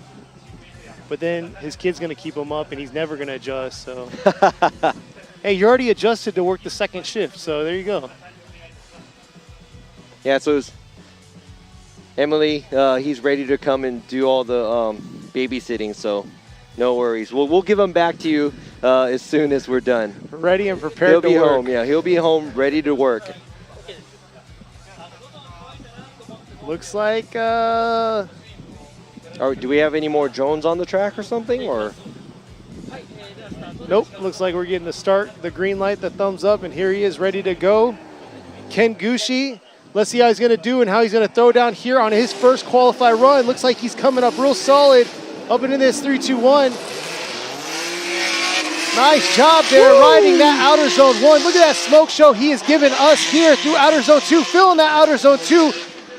Nice subtle transition through that outer zone 3. Could have been a little bit more aggressive, but there he is finishing strong.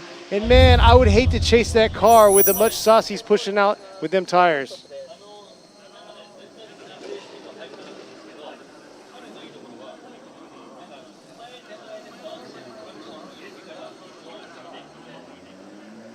So there you go, ripping back around. Nice job in that outer zone 2. And see, he fills the zones where he needs to be. It's not early, not late. He's right there in the dead center, the middle of each zone. And, you know, I'd have to say it's very impressive as a driver not being able to drive that much and not being able to practice in the car, but actually kind of coming down and laying down a run here at the track. But he did say at the last event, he said this car is very easy to drive, or it's very, helps him out. Boom, 80. 80 points right there. Good first qualified score for him. And you know what? I'm going to say this judging style as well. You know, he's been competing in Formula Drift USA for a long time, and this has been adapted to the FDJ series. So he knows what's going on, and he knows what the judges are looking for, too. So he's doing minimal of what he has to do to show off his skills. But let's go on to the next driver. Car number 36, Kazumi Takahashi, driving the TMS Racing Team Silent Tire E92 BMW. Yes, and this has a different power plant from what he had last year. He now has VR, I believe, under the hood. And here he is coming up to the 3-2-1. Boom. Nice job. Look at that hard angle coming up to outer zone 1. Woo! Beautiful job. And look at that hard, aggressive approach to outer zone 2. Flicking back around to outer zone 3. Taking out part of his wing and finishing off strong through the outer zone 4 finish line.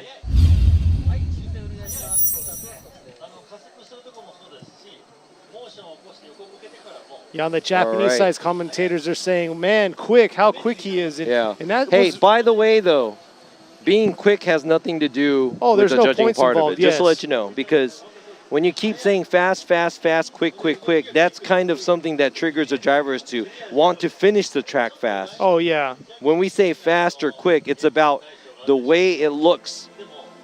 The movement of the car looks fast and quick, but we don't want the car to do a drag race or try to, you know, lose angle and try to go as fast as possible to get a faster time because there is no time. And we don't have any top speed awards either, so. True, and there's some of the crowd right there. Behind the crowd, that's where all of our sponsors' booth are set up. We had FMX Racing during the halftime between the end of top 16 of FDJ2 and the practice session of FDJ. FMX is the bike riders, the associations out here, giving them a show. Insane jumps. Go check out the Instagram. I know there's a few shots that they got with the Formula Japan. 85, look at that, a trio going on with this 85 for the top score.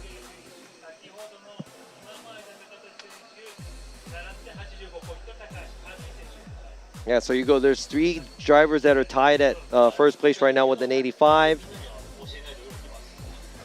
And the next driver is the winner of FDJ2 series last year, now making it its way into Formula Drift Japan. Yep, you Mao Yamanaka. Mao Yamanaka right here with the Good Ride Motorsports S15. Let's see how he is going to perform. Like you said, he's the champ from FDJ2. He's trying to prove himself. Look at that right there. Could have been deeper in that outer zone, but able to adjust himself. And it looks like he's just trying to throw a run down because he was very shallow in every one of those zones. Yeah, it looked like he was off on a lot of the outside zones. He wasn't as deep. And I'm not going to say he had a very smooth rate of angle throughout all the outside zones, but he did a good job at outside zone 3, but I'm not going to say he was super deep in angle outside zone 1 and 2, but he will be putting a score down, so let's see what kind of score that's going to be. Here's the aerial view of Yamanaka's first qualify run, and you can see how shallow he was in those zones and not quite able to carry it all the way out to outer zone 4 also. There you go, 65 for his first qualify score.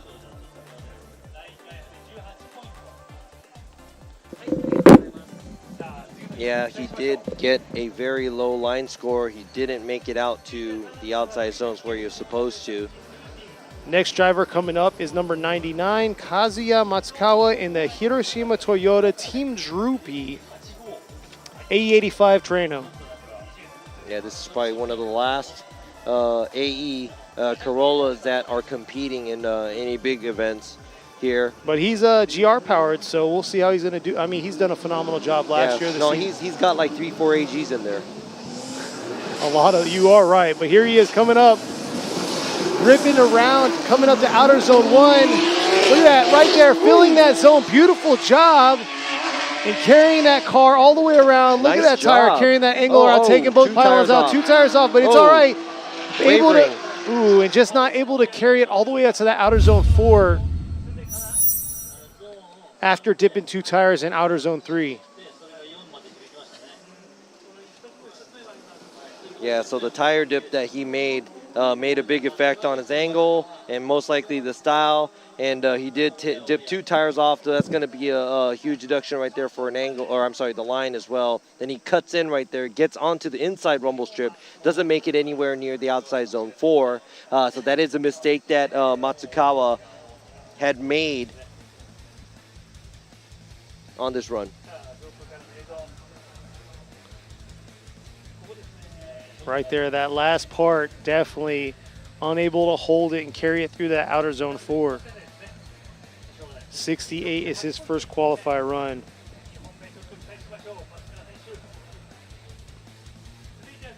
All right, so the next driver up after Matsukawa is car number 5, Tomoki Tanaka, driving the V-Style Good Ride with Tetsujin JZX100 Chaser. Matte gray and black JZX. Looks really mean, packed with the 2 JZ. This driver is wild too. He's got a hit or miss average and qualifies too, because sometimes he goes crazy. So let's go ahead and see him go crazy. There he is. He needs something good to happen here, leaving that 3-2-1. Able to carry it out right there. Ooh, beautiful job in outer zone 1. Nice Could have been angle. a little bit deeper, but yes, his angle is beautiful, transitioning and going into outer zone 2 to outer zone 3. Woo. And look at that, just taking out See, I like everything. I like we want the finish line is right there, but that's not to straighten out because we want angle to go through the finish line. So a lot of guys kind of starting to straighten up. Go ahead and check out this replay right here. The amount of angle he has right there at outside zone 2 is great. Not a hard flick, but he does make a good rate of angle going through outside zone 3 and outside zone 4. Taking both pylons out outer zone 4. Here's an aerial view replay. Boom, you can see it comes around.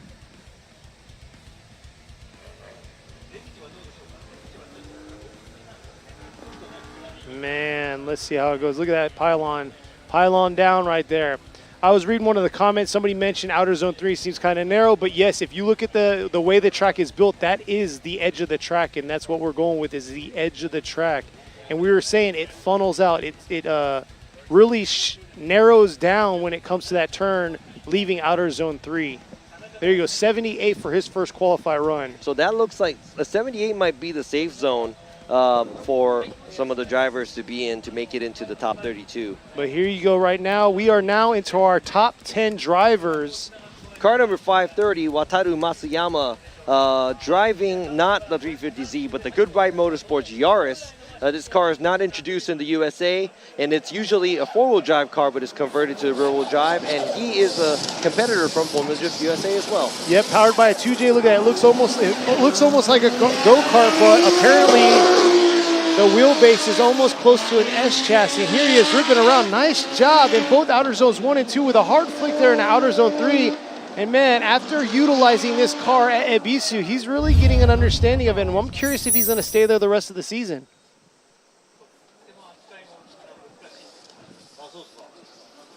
Yeah, so it looks like he is playing it safe, but he's trying to get in deep as possible. The outside zone 1 does a fairly good job right there, and right there, he knows where to take his car outside zone 3. A good job. Slightly slow at the flick going to the outside zone 3, but it looks like he does manage the car around the track, is going to get a score. And like he was saying before, he said this car is a little difficult to drive and probably not used to how it handles because, you know, it is not a rear-wheel drive car. It's a four-wheel drive car that was converted. So good job by Masayama.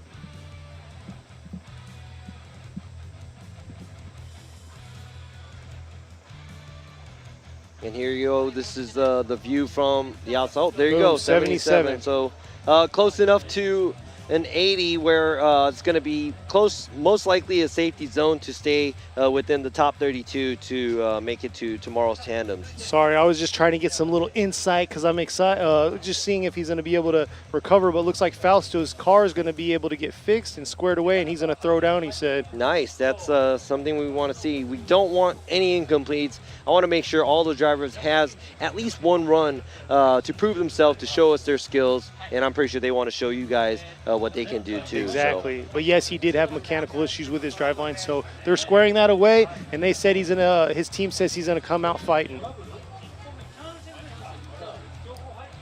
All right, so looks like car number 888, Kenji Yamada. He's supposed to be at the line, but he is not. He is going to have to call his competition timeout, or I think he's gonna cancel his first run. Yeah, so okay. He's gonna wait, yeah, he's gonna have an incomplete because he did not make it to the first run. And Kenji Yamada got third in Ebisu, which was round 2 about a month ago. So hopefully nothing is wrong, or nothing major is wrong, and his car is going to be squared away for him to compete in his second qualify run. Yeah, and I was looking at the ranking right now. He's 9th overall in the series. So hopefully he can get his car ready for the second run.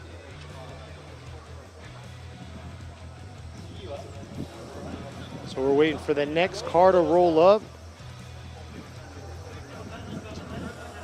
So the next vehicle that's going to be competing is car number 77, Yusuke Kusaba, driving the Team Cusco Racing GR86. Another driver that is a familiar face to see in the Formula Drift Japan series. And yeah, definitely he said he is in love with that car. And he says it's done a phenomenal job in practice, and you know, no complaints at all. And we've definitely both said that his driving has tremendously gotten better changing platforms. Yeah, looking at the car and the driving, it looks like he is He's having fun and also doing a great job. But let's see, Chris, are you having fun and doing a great job? He said yeah. He said yes, but I don't know if it was a smile he had or like a straight face, like get me out of this sun because my fair skin is getting burnt. Exactly. See, the fair skin is getting to him. Hey, you got to leave Japan with something at least. Might as well be a tan, right?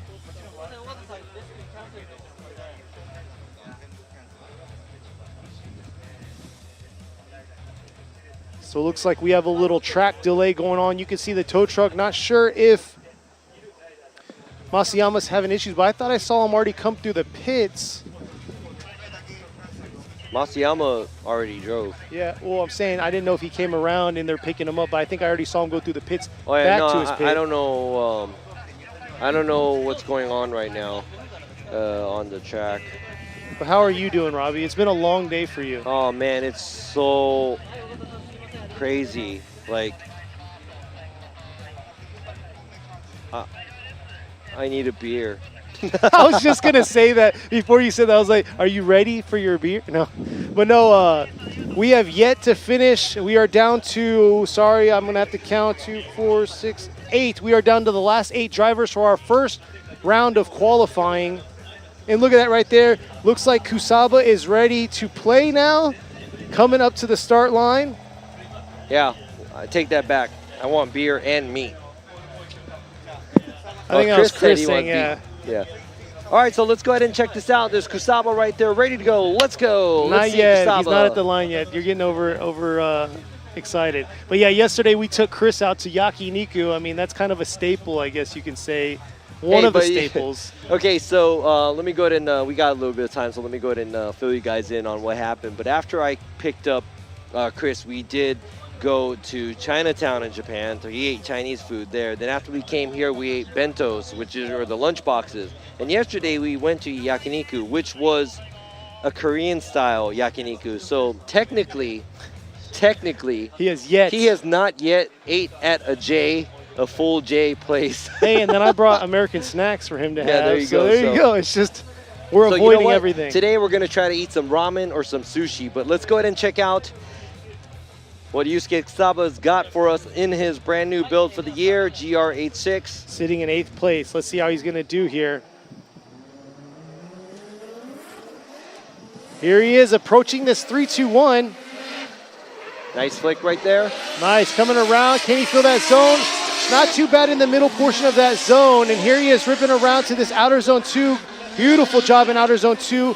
Not super aggressive on that flick to outer zone 3, but man, that was a solid run by Yusuke Kusaba. Yeah, I would have to say very subtle run, very smooth run. And I think that's his style right here, you know. He's got the skills to make the car move, but he makes it also very smooth too. So I like the way he drives this car. But I'm not going to say there's not a huge X factor at the flick from the outside zone 2 to 3. He took it really slow. So we're going to have to see how that's going to affect his style score. But I'm not the style judge, so I don't know. I'm only the angle judge, but I'd have to say the angle was fairly okay throughout the track.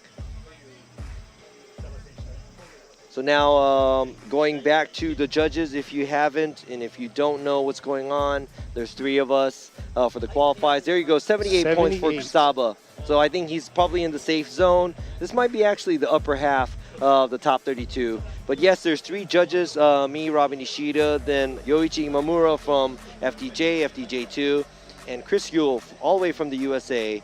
And 3 of us have our own categories where we score the drivers and add them up, see if they're going to get as close as to 100 possible. But let's go to the next driver, which is another young driver, car number 10, Hokuto Matsuyama, driving the Trail Motor Apex Racing TMAR GR86.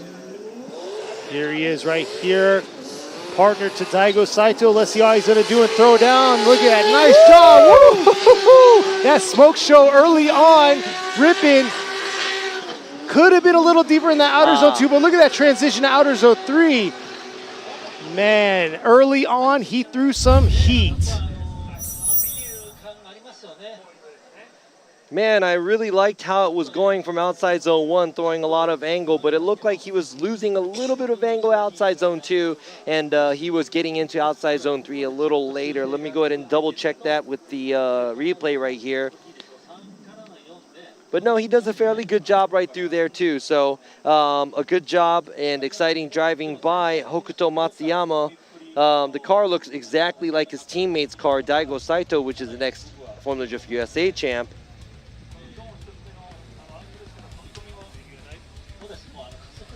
Nice job getting to all those zones there. Like I said, outer zone 2 could have been a little deeper, but man, definitely had some nice flair from the jump.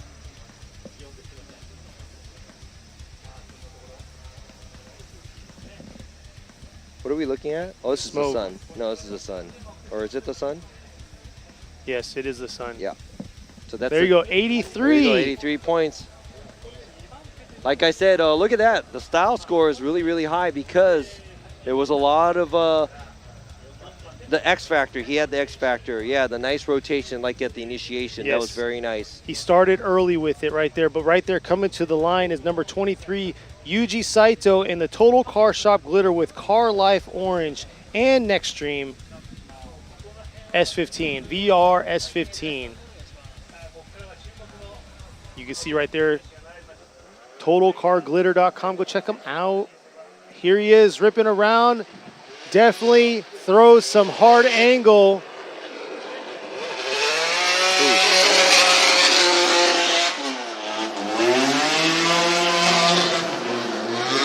Just kind of thrown off. Wasn't expecting that from the jump for his initiation to outer zone 1. He kind of held off a bit. But filling all the zones, he definitely got there where he needed to be. Yeah, I'd have to say, you know, I'm an angle judge, and he did a good job throughout the track. But I was looking at going to the outside zone 1 after he made the initiation. There was a long pause. It looked like he was trying to get himself ready for outside zone 1, or maybe the car flew out a little bit too much and he was trying to catch something, catch the car from going a little too far. So he didn't get right back on throttle right after he did the initiation. And that's one of the things that the style judge is going to be looking at, where from the beginning, where he does initiate all the way to the finish line, we want to make sure that the car has a lot of throttle and he gets right back on throttle as early as possible. But when you're waiting and coasting, basically you're not doing anything in the car, just waiting for the car to slow or car to get situated. So we don't want that. We want total control over the driver, or the driver total over the car. So there's a 79 by Saito's run. Let's see what he's going to do for a second run. Now coming up to line is number 57, Kanta, with the Linglong Tire Drift Team Orange JZX 100 Chaser. I believe this is the track he debuted this car. Yes, he did last year, and he actually won. He won. So we're going to see how he's going to do this time around. I don't think he has changed much to this car. He just kind of gave it a refresh on the off season. Yeah, this means that he likes the car, right? Because he came in and all of a sudden won. So. Yeah, and he was in an S chassis before this, so definitely a huge chassis upgrade / power plant upgrade. So we'll see how he does here, sitting in 5th position. Nice job there, carrying it through to outer zone 1. Wow, filling that zone completely. Let's see how he's going to be able to do it. Look at that, filling that zone. This man is just filling every zone just like he does every round. And man, he made it really look good. Yeah, he made it look really easy. But man, I don't know if it is the setup with these JZXs, but they're all similar where there's, how can I say it?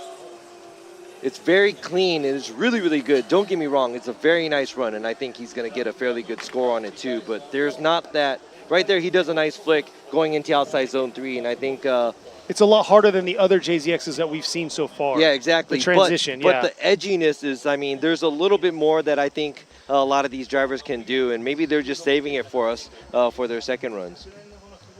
We'll see here.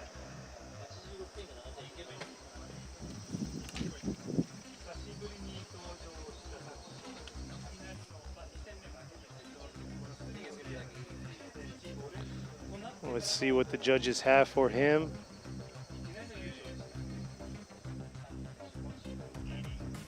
$82. 82, there you go. He's in the safe zone as well. Kanta driving the Linglong Tire Drift Team. Linglong Tire Drift Team Orange. That's what I think it's the Linglong Tire Drift Team. I'm not going to Team lie. Orange. Team Orange has a ridiculous booth setup. They got like a cafeteria, but hey, this guy right here has another ridiculous pit setup. Yep, you got to see it. Check out his social media, but it's the guy that's well known in the drift world. Yep. Car number 87. Daigo Saito driving the Trail Motor Apex Racing CMAR GR86X Formula Drift USA champion. Right here, let's see what he's got. And here he's driven. Oh! His car just cut off. Oh no, that is going to be an incomplete. And it does not sound like it's even on right now. Something happened at initiation for Daigo Saito's car, and he is rolling down. Sorry, I'm just sitting here with my mouth open like, man, that really happened. And that initiation was a start to an exciting run, I believe, but everything got shut down because of some kind of issue. I'm not even sure if he's rolling or if he's driving under his own power. Nope, it looks like he's coming to a stop. No, his bearings are that good. He's rolling. Yeah, he's got real good bearings, though. No, and that's he has really good alignment, too, because the car keeps rolling. Exactly. Here but you let's go. go ahead and check that out, yeah.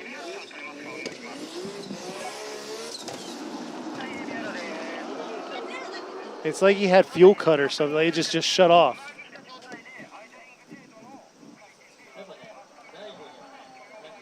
So everybody on here, you guys are saying that there you go, incomplete is the official score right there.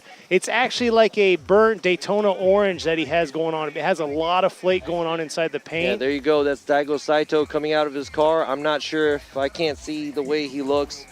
Oh, man, it might be a moto. He doesn't look too happy because he was kind of jerking on those hood pins. Yeah, we're going to find out. But yeah, like I was saying, the color of this, when the sun hits it, it looks reddish, but this is actually a burnt orange, like a Daytona orange. Yeah, so I bet you he's saying, yeah, it's, you know, a man of very little words. He doesn't really talk much either, so he's probably like, car broken or something. I mean, you've known him for quite some time, so. Yeah, so funny insider story. I guess it's not insider story. Yeah, Daigo's been my teammate in Achilles for probably, I don't know, 3 years or so. We were competing in Formula Drift USA. The first year he came out, he actually took the win and became the champion. It was like a 2011 or 12 or something a while back. And I think he is trying to make his way back to the USA. They did try, he did try to bring the older model 86 2 years, or the second year, or I'm sorry, not the second year, the first year of COVID, and that kind of screwed it up where he could not travel to the U.S. The car made it to the U.S. and it was sitting there for a year. It came back and he kind of gave up on trying to compete in the U.S. But oh yeah, that's the year that Shinji Minowa was going to actually compete with him in the U.S. They shipped their cars all the way there. It just got nice storage for a year and ended up getting shipped back. So here he is. It's awesome seeing him come back to the Formula Drift Japan family and competing here with us here at Formula Drift Japan. So it's awesome seeing him coming back out and definitely stirring the pot with competitors. Hey, but you know what? I think he's looking for an opportunity to make his way back again, and it looks like he's been talking and he's trying to make his way back to the USA. So a lot of you fans out there in the US, you never know. Maybe you'll see him competing in the US, and maybe Chris will be judging Daigo in the U.S. more next year. You never know. So anything could happen at this point.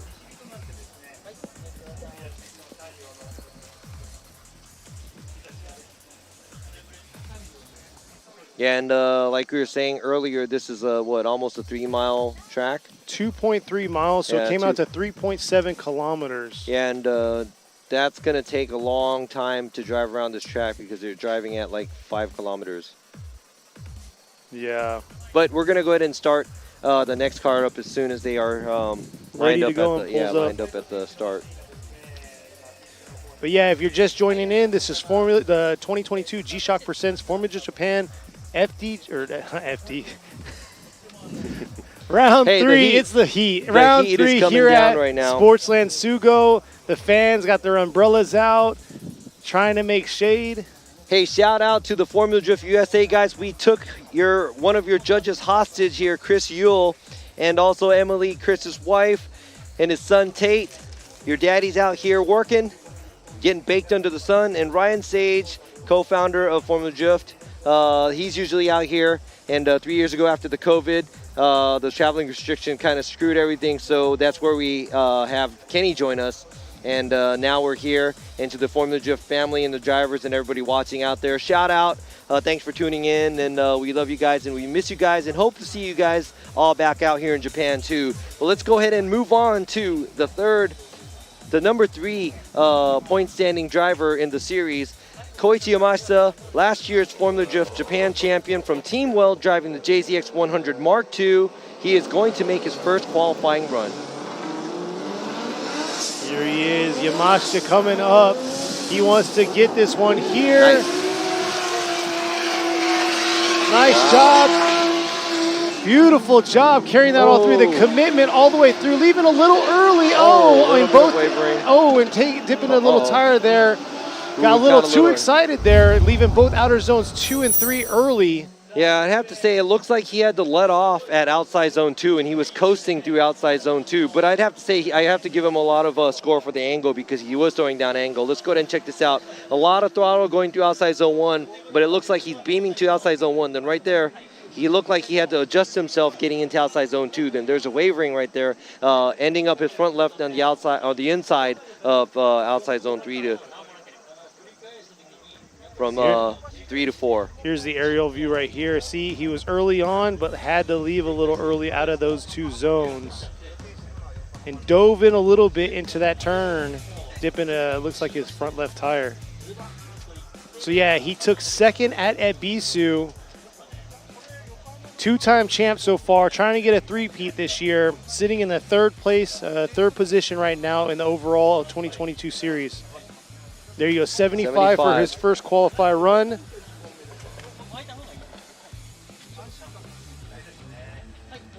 So that should be in the safe zone because I think when you're in the 60s, it's going to be a little... There you go. You can see Daigo Saito's teammates with Trail Oh, Motor that's Aisa Ueno. She's the manager of the team. She had like 50 radios on her.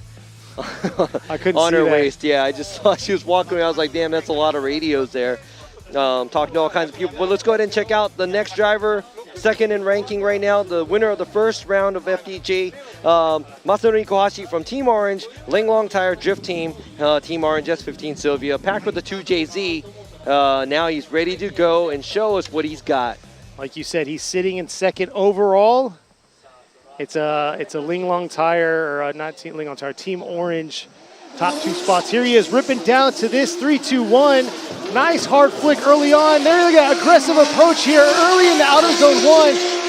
Starting an early smoke trail, ripping into outer zone 2. Oh, just holding on, hard angle back and forth, showing the reason why he is number 2 right now, fighting for that top spot this year.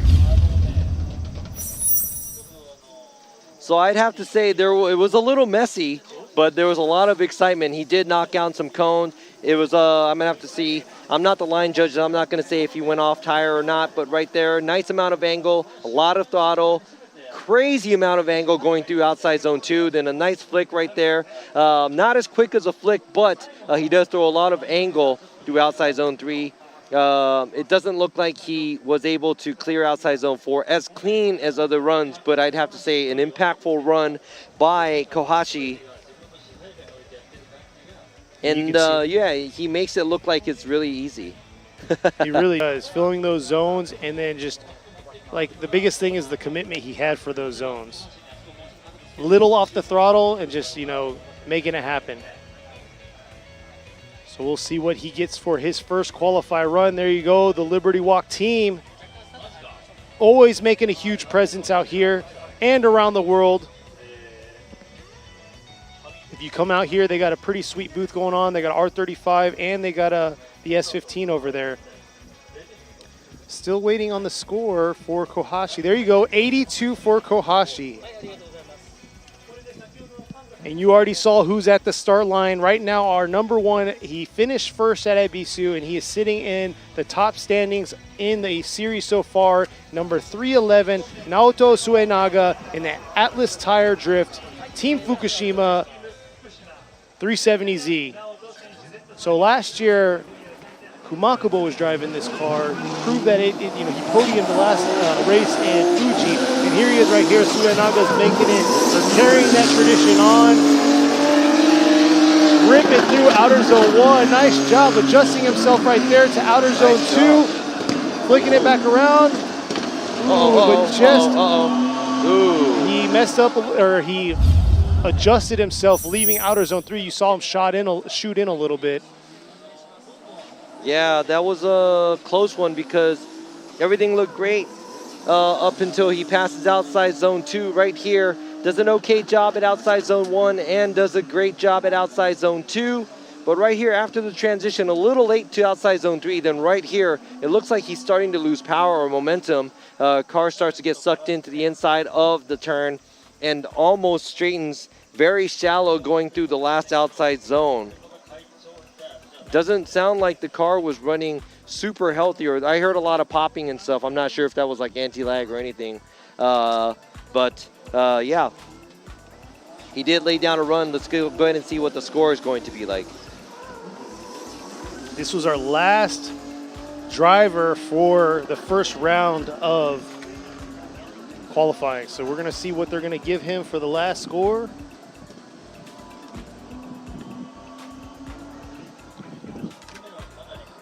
There you go, 74 for Suenaga. And I believe that was, like Robbie was saying, we only had 3 incompletes. No, 4 incompletes overall out of these 50 drivers.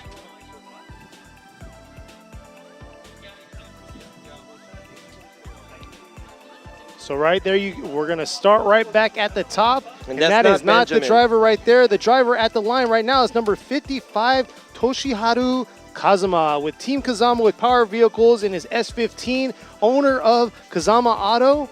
If you don't know what that is, then you're missing out. Go check them out. Amazing parts, JZX 100s, S15s. I mean, name it. It's got a lot of different parts going on there. Yeah, very well-known drift shop that Kazama runs. I talked to him. He said, you know, they've been open for probably like 30 years or so. So everybody knows who he is. He does have a lot of different body parts, drift parts. There you go. Kazama in his second run.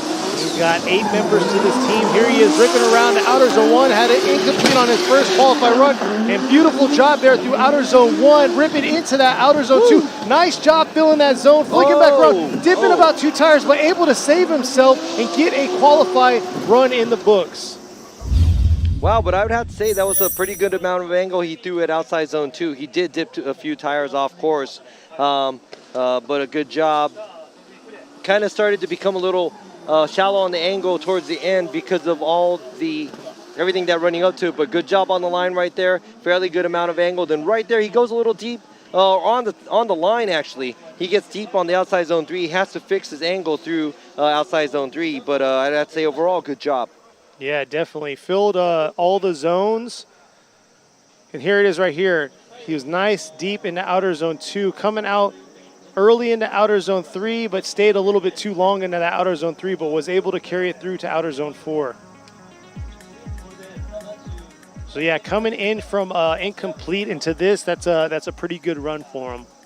There you go, 71. There you go, 71.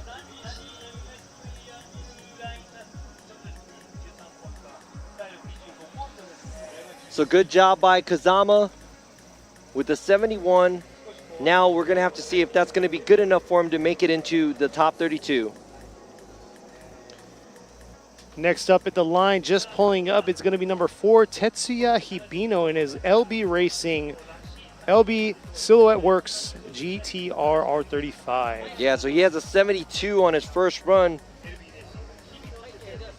Pretty sure he's thinking of trying to get a higher score for his second run. And you can hear that rotor roar. This one's a single turbo compared to the last F15 with a twin turbo. Real aggressive hard flick right there. Coming into outer zone 1, trying to find this spot into that outer zone. And look at that, ripping into that outer zone 2. Nice job through outer zone 2, flicking back around. And a lot cleaner run than his first run with the 72. Yeah, but I don't know if that's like down on power or what it is. He's clutch kicking. I think he clutch kicked like twice coming off of the initiation. He does flick the car, and he's just trying to drive the car as hard as possible. Not a huge amount of angle. Looks like he's doesn't have enough power or something going on the track. Hear the popping over there.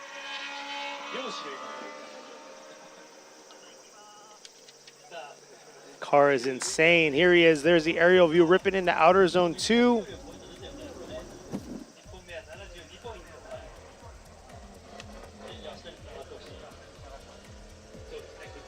And there's the Liberty Walk team.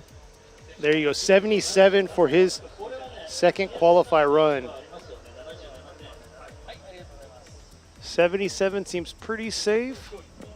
It's real early on though. Next at the lines, ready to go is number 448, Yoshia Saki in his Origin Labo Racing S15.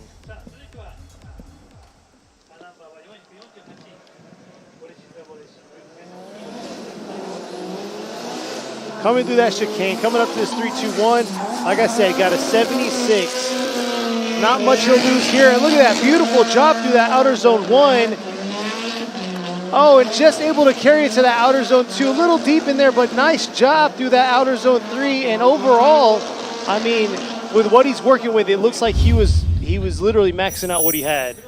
Yeah, talking about maxing out, there you go. It looked like he was maxing out his angle, looked like he was maxing out his power, and I don't think there's any more throttle body left for him to open. But here we go. He takes a wide line. I'd have to say we're going to give him a score for the run. Very clean. I think there's a lot of angle with the car from outside zone 1 and 2, but around outside zone 3, he had to come in a little shallow and make an adjustment. But overall, looks like he did a good job for what he has.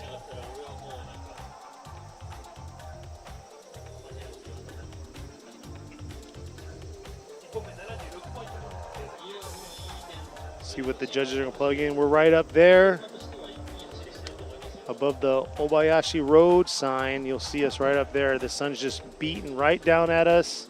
No shade at all. I know, and they're not even giving us a break. They can see us as I talked about it. Yeah, like the sun is just like, you know what? You guys don't like it? Just going to keep going. But you know what?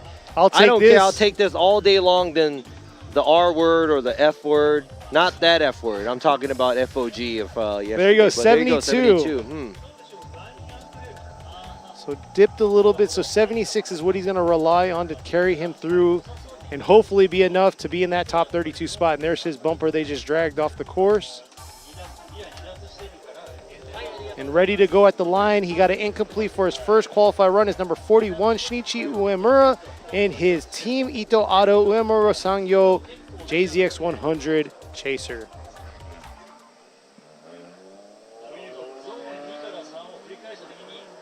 Looks like he's ready to go. Like I said, incomplete. He needs to get some points on the board, but at the same time, he can't play it too safe. All these scores are starting to rise. Not bad right there, ripping through outer zone 1, and here he is approaching outer zone 2, filling all of outer zone 2, a little deep there in outer zone 2, but a little late in the outer zone 3. And there he is, taking out both pylons into outer zone 4 in the finish.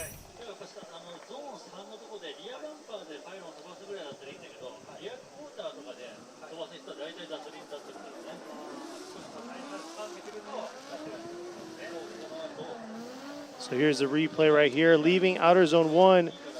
Look at that. So there's two parts of that rumble strip. The first part is where the zone is. That second part is actually outside of that zone. So when they dip the tire into that second portion of the rumble strip, they're technically dipping the tire out.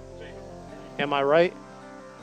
Exactly right there. And like you see, he is getting into drift a little too late. So the rear corner of the car should be grazing the outside zone 3, but for a split second, basically the car is straight going through outside zone 3 and getting into angle. There you go, 76. So hopefully that will be enough for him to be part of the top 32 party. And right here, a man coming from the islands down south, you got number 18, Tetsuya Iha, in his Kartis Okinawa with Nor crown, 200 series crown. And like I said, last year he had all red livery going on. He kind of swapped it out, went with a white livery, cleaned it up a little. He crashed the rear end at Okuibuki at one point, but here he is coming up. Got a 73 on his first qualified run. There he is early on, coming into outer zone 1, filling that zone. And, ooh, just made it, looks like he hesitation there to outer zone 3. Not sure if that was better than what he threw down for his first qualifier run. Yeah, a very shallow angle throughout the track. Not a lot of angle through outside zone 1. Let's go ahead and see this. Not a crazy amount of angle, an average amount. And right here as well. Does okay on outside zone 2, but right there, barely, almost drives straight through outside zone 3. There's a slight amount of angle, so that's not going to look so good as an angle judge, but now we're going to have to look at the line score and the style score added together.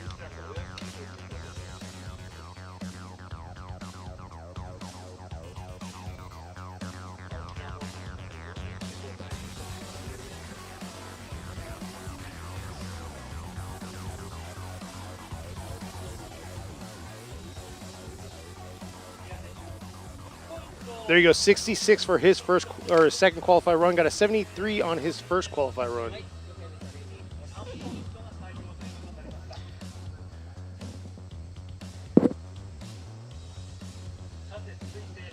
Coming out over the hill from the Burnout Bucks. Next is going to be number 610, Kei Murakami in the Village Up JZX 100 Mark II.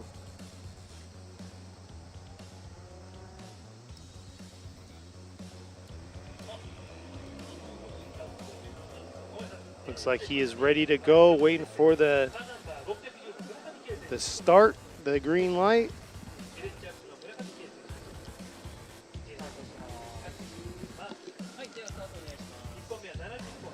So on his first run, he got a 70.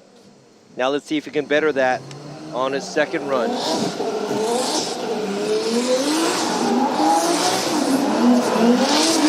Nice job coming in out of zone 1, but not quite deep enough where he needs to be. There he is, dipping almost 3 tires there into outer zone 2, but somehow recovering, making it to outer zone 3, and man, was not the cleanest run that we wanted to see out here.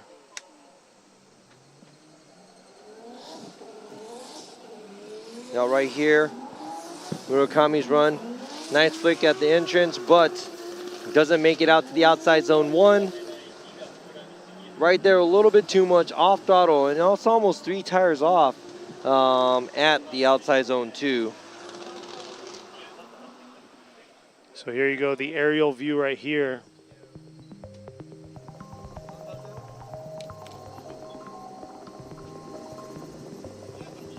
Transitioning over right there. Yeah, that central part of that track definitely hurt him. Got a 70 on his first qualifier run. We're going to check out this replay to make sure that he didn't dip 3 tires in that outer zone 2.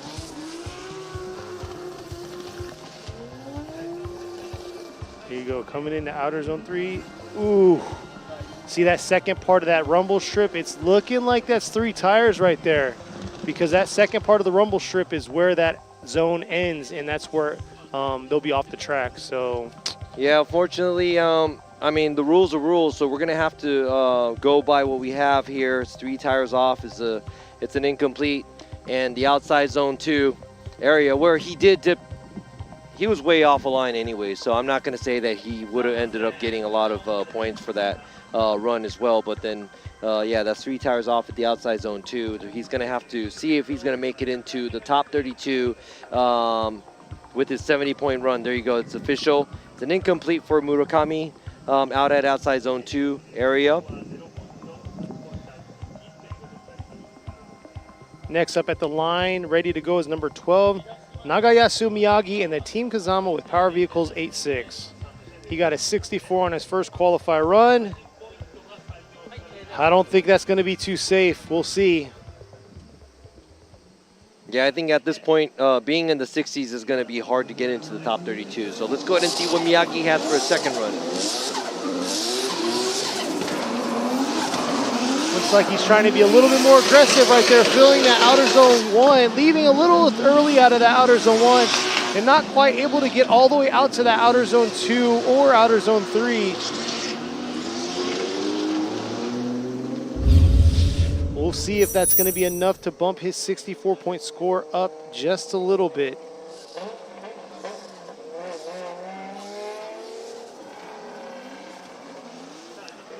Here you go, making it his way to the outside zone 1. Does an okay job at outside zone 1. Doesn't make it all the way out to outside zone 2. And not flicking it too hard or going into a high rate of angle outside zone. I would have to say angle-wise, slightly shallow throughout the whole run, but I'd have to say just angle-wise, he did a little better maybe than his first run. But let's go ahead and see what the total scores come out to be.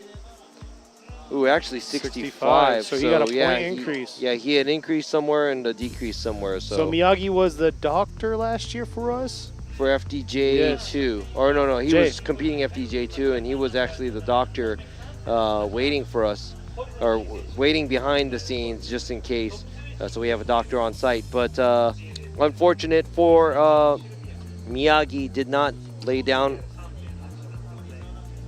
a high score run for a second run. But let's go ahead and check this out. This is car number 17, Jin Horino, driving the Good Ride Sports with Tops Racing. Mew S14 Sylvia.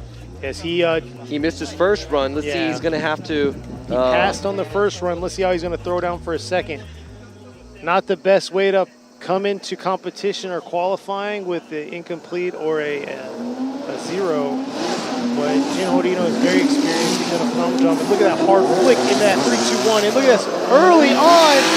Oh, very close to 3 tires right there. Ripping in, not able to make it to outer zone 2, and outer zone 3 is very shallow on that. Oh. Yeah, he barely made it inside outside zone 1. Look, I thought he was going to be 3 tires off right there because he was kind of coasting towards the outside of outside zone 1. Right there, look at that. Just saved it. Yeah, he saved it, but he comes a little short on outside zone 2 and cuts in a lot from outside zone 3. Doesn't get too close to the outside zone 4. I mean, this man's been pretty busy because he was spotting for FDJ2 driver, right? Yeah, exactly. So he's had a busy weekend already. Now here he is piloting his car, but let's see if that was enough to give him the points he needs to be in that top 32.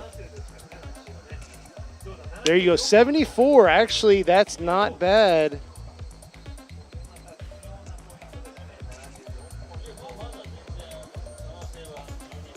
So we have 50 drivers competing this week. We're going to be losing 18 drivers for our top 32. And here goes, next driver is car number 46, Yasuhiro Takaki, driving the T-Square with Good Ride Tack In 180SX. He's currently sitting on a 68. I'm not sure if that's going to be good enough to bump him into the top 32 spot. Let's go ahead and see if he can add some scores, add some points to the score. Exactly. Here he is coming through the chicane. Ripping up the straight through the 3-2-1, and here he is. Nice, I was gonna say nice hard reverse entry, but unfortunately that is not gonna be, that is definitely not gonna be a lead run that's chaseable, but there he is right there. He's gonna take his 68 and take it to the bank, and hopefully it'll be good enough for what he needs to be in the top 32.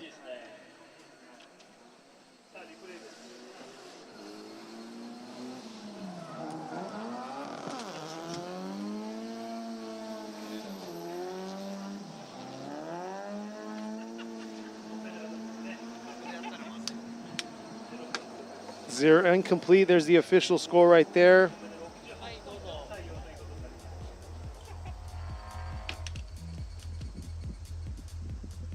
Awaiting the next driver to come over the ridge right now. Looks like he's coming up over the ridge where the Dunlop tire is going to be number 330, Shigehisa Sasayama in the DSL.com JZX100 Chaser.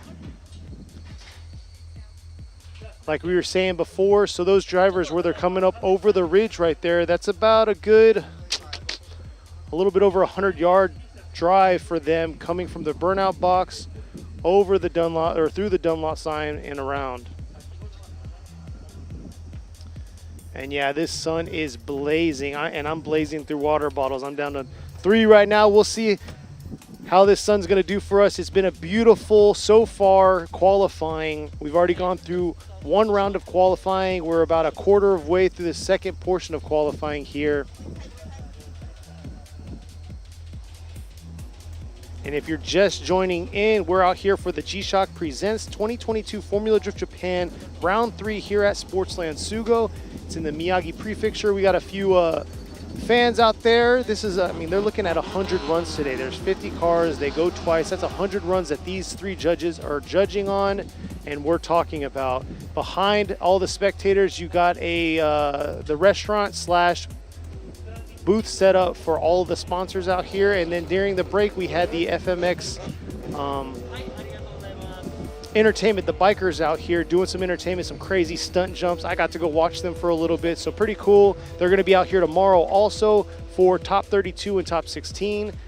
We already went through the FDJ2 event.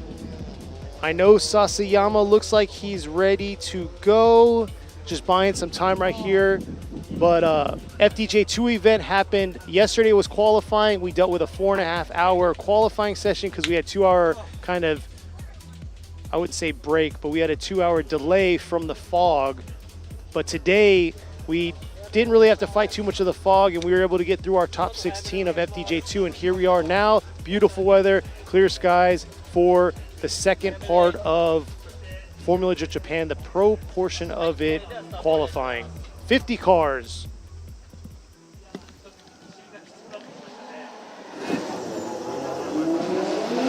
All right, here comes Sasayama coming in. He got a 70 on his first qualified run. Massive wing coming around, ripping into that outer zone 1. Leaving a little bit early to the outer zone 1, positioning him in an odd position. Not able to get all the way out to outer zone 2. And 3 wasn't too bad right there, but finishing strong through that finish line.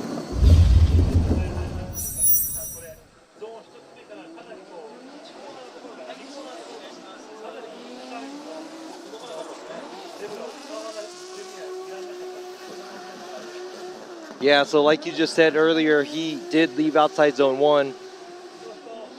And by leaving a little too early, he did lack an angle a little. Does a good job at outside zone 2, but he is a little late. Let's go ahead and check out the outside zone 3 area on the aerial replay right here. We want to make sure that the car is fully rotated. Yeah, very close on outside zone 3. Very, very close. But pretty sure that well, I don't know. It depends on how the other judges are going to see, because the line judge, the outside zone 1 area, there you go. It's exactly the same score as earlier. Yeah, he had some shallow moments through outer zone 2 after leaving outer zone 1. But yeah, he was shallow there and a little shallow in the outer zone 3 also.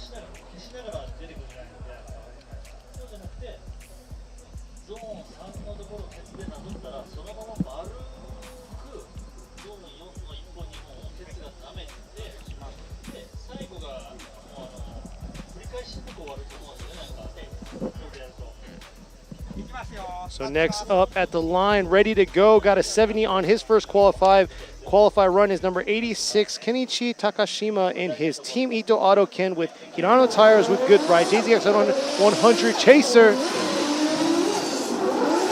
We were just talking, moving up from FDJ to, or actually MSC. Look at that, nice job through that outer zone 1, carrying it through that outer zone 2. Beautiful job. Ooh, a little too deep there to outer zone 3, tipping about a tire or 2. But overall, I mean, he collected himself and made that all happen. He got a 70 on his first qualifier run. Is it going to be enough to give him a few more points?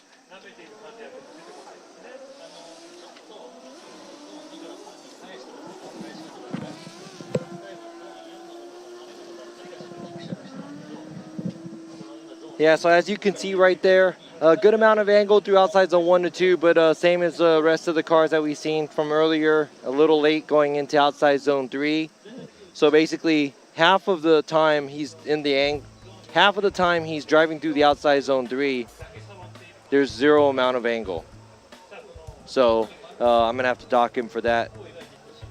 That's just something that you know, is normal to have a lot of angle and get as close as possible on the outside line. There you go, 71 got, so I got a 1 point increase for him. Yeah, so like I said, at this point, if you're in the 60s, you're in trouble.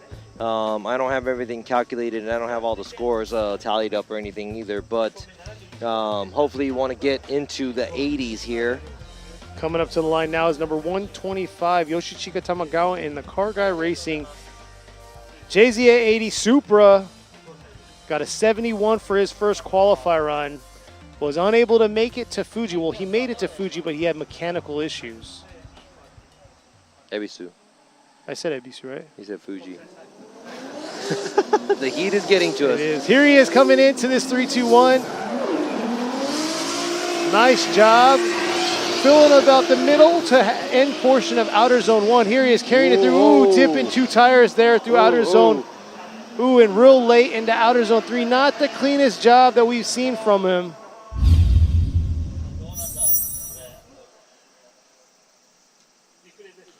We'll see. Checking out the replay now. Like I said, he got a 71. Yeah, through zone 1 and 2, it looked like it was turning out to be okay, but he does start to dip a tire or two off. Then he ends up doing a transition a little late where his outside zone 3, he's not feeling it the way he should be feeling it.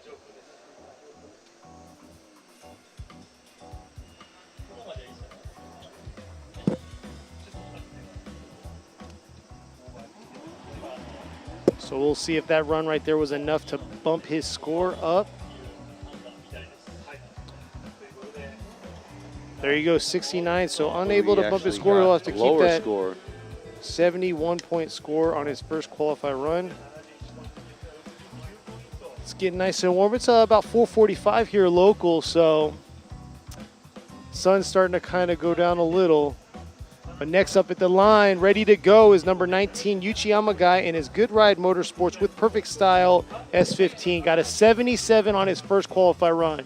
We said he was going to be wild. He came out here, collected himself, and made a run come down. Let's see how wild he's going to get this second time, because he got a nice, solid 77.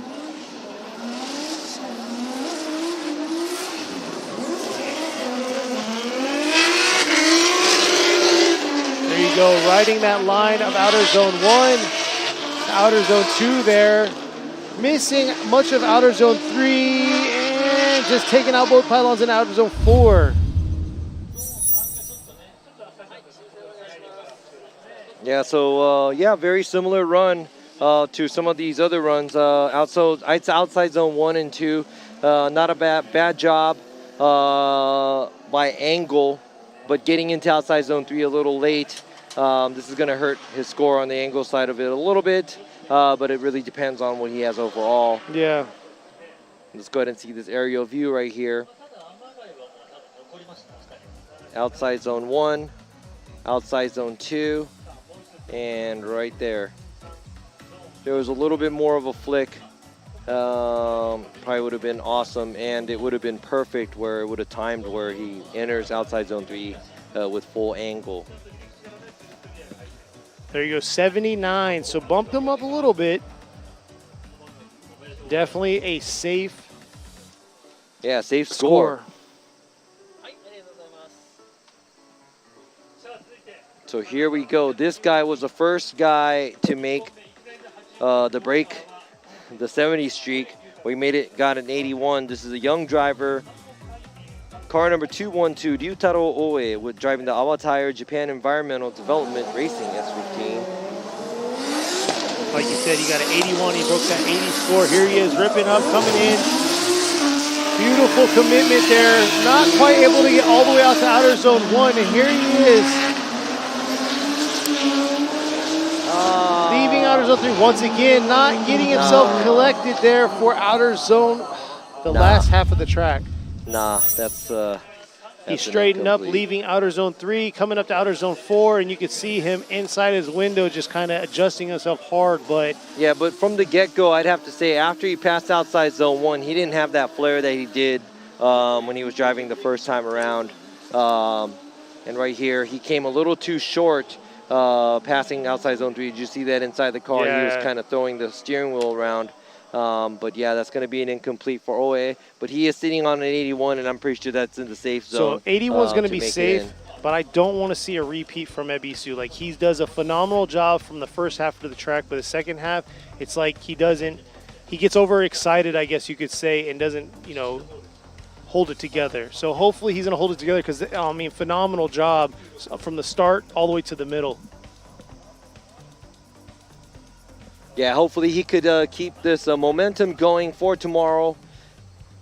And the next driver up is his father, which is car number 808, Manabu Fujinaka, driving the Alitair Japan Environmental Development Racing RX-7 FD3S. This is a 3-rotor.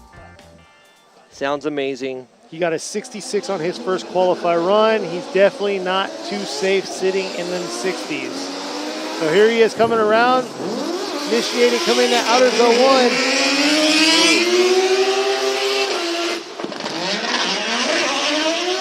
Skipping a few tires there through outer zone 2. Outer zone 3 riding that edge. Can't talk much with that, screaming right across outer zone 1.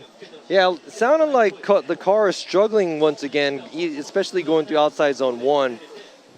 A lot of hiccups from the car. I'm not sure if that's the way it's made. But I would have to say an average job. He does dip a tire going on the inside after the outside zone 1, going to outside zone 2. Good job at outside zone 3 and through the finish line.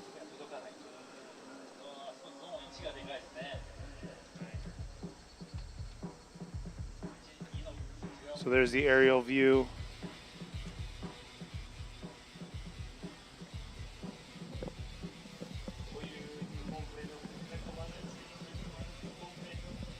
You can see the spectators there hanging around. It's a lot of runs going down, 100 qualify runs. Hey, and I'm loving it because as a FD Japan event, it's still a Saturday here, but there's a good amount of people that are here as spectators. And if you can't make it out here, make sure you come out tomorrow. We're going to start the top 32 and do the tandem runs. But that was Fujinaka's run. 66. There you go, same. 66 points. His line was very small at outside zone 1. He did miss outside zone 1 at a good amount. So he's going to have to hope the 66 is good enough, but I'm not sure if that is going to be good enough for the top 32. But the next driver up is car number 93, Monkey Ito, driving the Team Hirano Tire JZX 100 Chaser. He has a 75 from his first run. Let's see what he can do for a second run. Looks like he's ready to go, fired up. Here he is, ripping down the strip into this 3-2-1. Like you said, 75, so it was pretty solid. He just had a little bit more he had to clean up, and right there, leaving outer zone 1 a little early, but riding that back line of that zone. And here he is, coming into outer zone 3 late there, and then finishing off, could have been a little deeper in that outer zone 4. So couldn't find the right area he wanted to be in those zones, but is it going to be enough to get that 75-point score higher? Yeah, right there, he looks like he is doing a good job in outside zone 1, but he does have to pull out a little bit of angle leaving outside zone 1. Does a good job at outside zone 2. Kind of a little late at outside zone 3 and slowly gets into angle, which is not what we want to see. We want to see more of a, fast rate to angle, car flicking itself. But overall, a subtle run by Ito. He's sitting on a 75. Let's see if he's going to be able to better that score. You can see right here, right there, a little late in that outer zone 3. And then outer zone 4. Could have been a lot deeper into it. Like Robbie said, a hard flick would have probably helped. And there you go, 75, so same thing.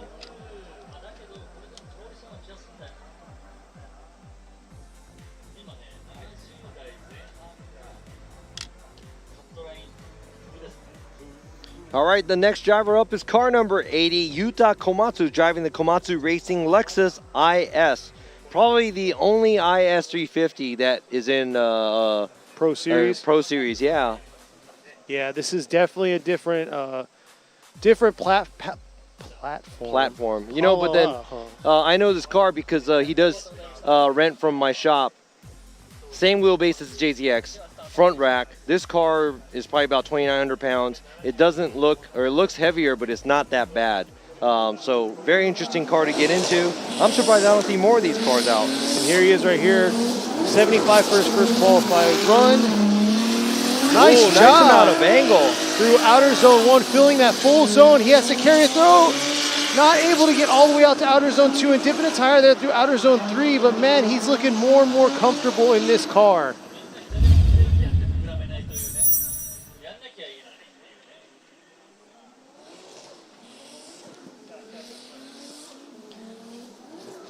Yeah, so here we go, right there. Good amount of angle right here. And right here, going to outside zone 2. And it looks like he doesn't make it all the way out to the outside, but the whole line is shifted, so he does punt the second cone at the outside zone 3.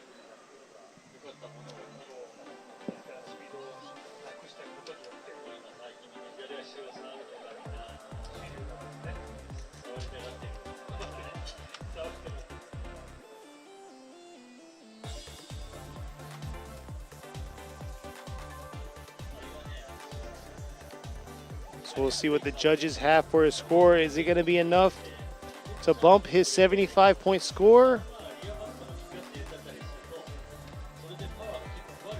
There you go, 70. So 75 is what he's going to bank on. Yeah, so I'd have to say 75 might be safe, but I'm not going to promise you that because it's really hard to say right now because there's a lot of cars in the 70s. Exactly. Next up at the line is number 88, Roy Okabe. He's got to bump his 69-point score with the Team Kasama with Power Vehicles JZX 100 Mark II. We'll see here. There he is. Nice initiation coming into outer zone 1. Beautiful nice job through outer zone 1. Very committed to this outer zone 2 here. Nice job through outer zone 2. Oh, nice. Overall, filling every zone very well. I mean, looking at that, I have a feeling, you know, I'm not judging or anything. I have a feeling that that 69 point is going to be bumped up this run. Did you just say, I got a feeling? Ooh. So, yeah, right there, I'd have to say he's Nice filling the job. zones very well. And he is getting to angle where he's supposed to be. And I'm not going to say he has super deep angle throughout the whole run, but he's placing himself where it's supposed to be at. So I think my guess, too, I mean, he had a 69 earlier, so hopefully this will bump him up to where he wants to be.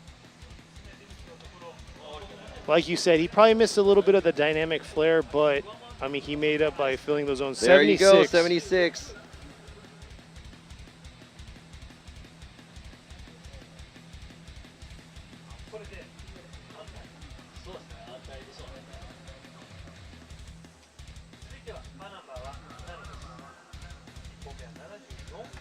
So next up, rolling up to the line right now is number 7, Junji Yamamoto in his 5X 2JZ FD3S. Got a 74 on his first qualify run. There's a thumbs up by Yamamoto. He's been driving this FT for a while, and he used to compete in the 2-rotor. And instead of going to a 3 or 4-rotor, he slapped the 2J in it, so.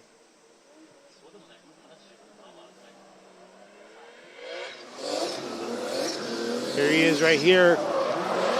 Kicking some angle, coming into outer zone 1. Not bad through outer zone 1 there. Let's see how he's going to finish it right here through outer zone 2. Not too bad in that outer zone 2. Just late into that outer zone 3.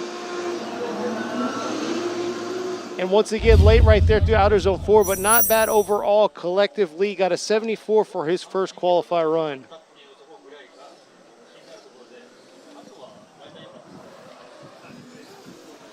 Here's a replay right here.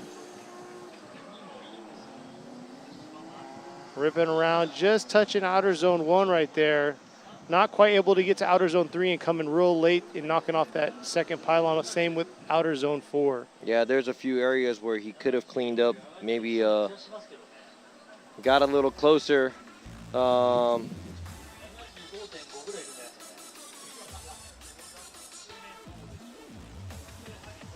you go. That's an aerial view of Yamamoto's run.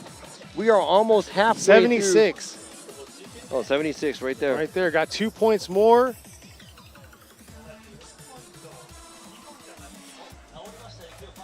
Here you go after his issue.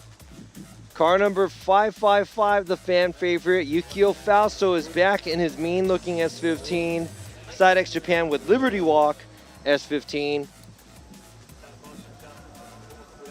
Now he has this one run, and all the pressure is on him, but I'm pretty sure he's used to it because he's becoming a veteran in the Formula Japan series. Yes, and he carries pressure every event. He has all those fans out there that he wants to impress.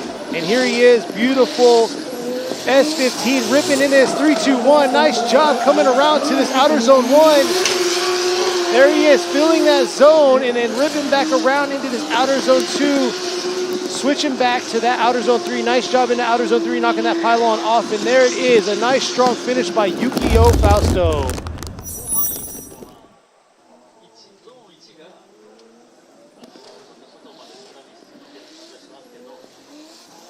All right, so right here,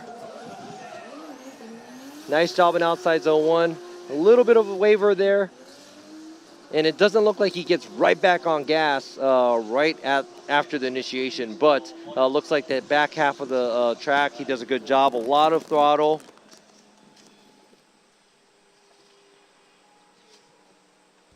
You can see right there, coming back around outer zone 2, switching back to outer zone 3, knocking that pylon over right there, and just making it to that back half or that last half of outer zone 3 or 4. Yeah, so it looked like he was taking it slightly easier because that's the only run he has to rely on to make it through for the top 32. Now let's see what kind of score he has. Oh, 76. So that might be borderline, but that's going to be closer. But I think mid-70s should be enough to get into the 32. But we'll have to find out here. I don't want to promise anything, so don't listen to me because I'm always lying. Now, the 4-time Formula Japan champion, car number 100, Andrew Gray, with Team Kazama with Power Vehicles, driving the Lexus RC, misses the first round, joins us on the second round, and now back for the third round. Here he is ripping, got an 85 on his first qualify run. He's throwing down now, trying to make something happen. Nice job through that outer zone 1. Oh, not quite able to get deep enough into outer zone 2 right there. But man, look at the smoke trail all the way through this track that he left. I don't know if that's going to be enough to bump that 85-point score. Yeah, he was a little far at the outside zone 2, but let's go ahead and double check his run. Andy does a good job in outside zone 1, dips a tire at the outside zone 1, but doesn't make it deep enough for outside zone 2.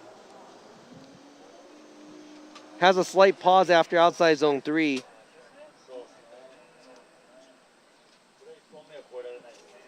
Yeah, you can see it coming in right there. Just unable to carry his car all the way out to that back side of outer zone 2. Yeah, you know, and it's hard because as an angle judge, some cars have a lot of angle at outside zone 1, then loses it outside zone 2 or 3, or some cars don't have much at outside zone 1 or 2 and has a lot at outside zone 3. That's a combination of it. But here you go. That's a 74 by Andrew Gray, but he did get an 85 for his first run. So good job by Andrew Gray. He's probably one of the top qualifiers, probably within the top 5 or something as of now. So let's go ahead and check out the next driver, the young driver, car number 33, Junya Ishikawa, driving the Hiroshima Toyopet Team Droopy ZN686. Earlier, he had an 80-point run, so he should be in the safe zone. And I'm pretty sure he's going to want to better that. Here he is ripping into that 3-2-1. Here he is. Ooh. Not bad early. Oh, that was right there. 3 tires deep into that outer zone. And like I said, he probably came in a little too hot because he was, you know, he's sitting on an 80 and it's comfortable. Man, he just blasted that outer zone 3 cone over the fence. Yeah, he came a little too deep in the outside zone 1, but I think that was a good job, minus the incomplete part. So I guess it's not a good job. I mean, he made it exciting. Here you go, watch this outer zone 3. He punts this pylon over the fence. Boom. Peace. That was really good. If he didn't make it over, if he didn't get an incomplete, that would have been a pretty high score, in my opinion.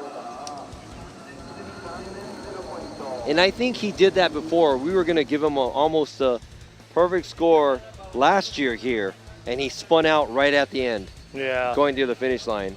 So you're going to have to put together a good run overall and make sure you start and finish where you're supposed to, and keep the car within the track. So now we're almost at the bottom half. We're almost at the bottom half of the second runs of the qualify here. Coming up to the line now is going to be number 31, Kodai Sobagiri, and his Shibata Racing Team Cylon Tire GR86. Got a 78 for his first qualify run. Man, and he's got to be, you know, I like his car number because that was my car number too, so 31. Woo! We'll see how he's going to do here, ripping through the chicane now, coming up to this 3-2-1. Oh, he is, just able to hold on. Balancing himself inside the track still. Coming back around.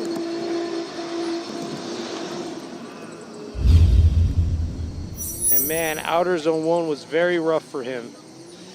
Yeah, because it looks like he dove in. He went into outer zone 2 or outer zone 1 a little too early. There you go. See, he started a little too early, so he had to pull a little angle out to keep the car to fill the zone. Does a good job at outside zone 2, but he does go in outside zone 3 a little later and finishes off the track. So he is sitting on a 78 currently. Not sure if that's going to be good enough to better that. But we're going to have to see after we watch this, and the other judges will be adding up the score shortly. There you go, 73. So he'll keep his 78 for hopefully a good spot into the top 32. Next up at the line is going to be number 54, Nian, with Team Kazama with Power Vehicles and his JZX 100 Chaser. Got a 68 on his first qualify run, coming all the way from Singapore. I know he's got his son and his wife out there watching. Probably cheering him on, but yeah, coming all the way from Singapore. We got to give him the furthest traveling awards. There you go, yeah. So coming in, I don't know. Yeah, I think so. Oh yeah, you're right. Yeah, because I think the next furthest is Kyushu. What about Ken? Oh, never mind. Ken is probably further. All right, here we go right here. Ian coming into outer zone 1. Ooh. Feeling more of outer zone 1 right there, just riding on that fine edge of outer zone 1. Here he is, ripping it out to outer zone 2 to, hard angle flick. But had to adjust himself, leaving in and coming up to that outer zone 3. Man, Nian just threw it after the outside zone 2. Nice flick at outside zone 1 to 2. Boom, hard flick. Right there. Hard flick and the straighten. So, yes, that's going to be an incomplete, or most likely going to be an incomplete.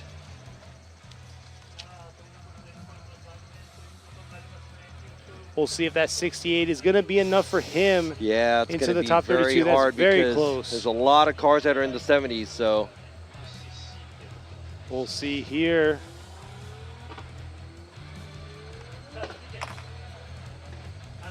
Next car is car number 30, Takumi Sato. He got a 70. He's with Team Kazama with Power Vehicles in the JZX 100 Chaser. Got a 70 on his first qualify run. Like I said before, there's going to be 18 cars getting cut today. Here he is coming through the chicane, coming up to the 3-2-1.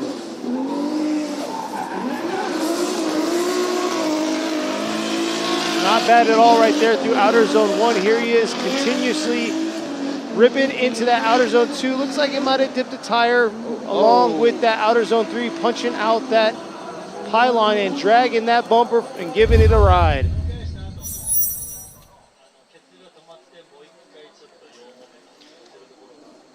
Yeah, so there was a wavering after outside zone 3. I'm going to have to double check that, but it looks like he does a fairly good job on, he does a good job in outside zone 1 as an angle judge. And almost one tire off, but maybe on the line, but I like that flick. But after the flick, he couldn't get back on gas as fast, or I'm not sure if there was an over rotate or something, but the car did have to waver.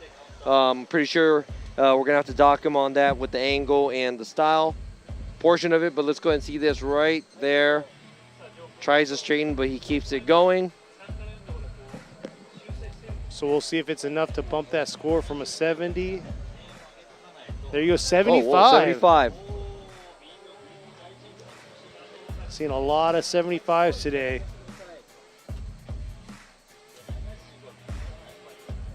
Next at the line, ready to go, is number 73, Ikuo Saito in his Motis Good Ride with West Auto JZX 100 Chaser. He got a 75. Let's see if he can bump that up here on his second qualify run.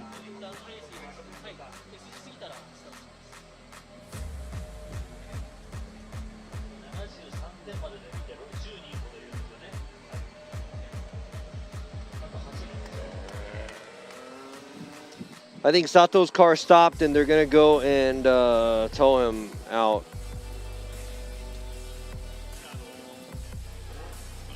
Rescue truck on the way. So yeah, it looks like the sun is now getting blocked by the clouds, and it's setting a little bit. Hands down to the workers out here at Sportsland Sugo, beating the heat, fixing the cones, and like you guys all keep saying, talking about these cones getting dinged, ripped, thrown, and everything. Hands down to the guys out there putting them back, fixing them, and beating this heat.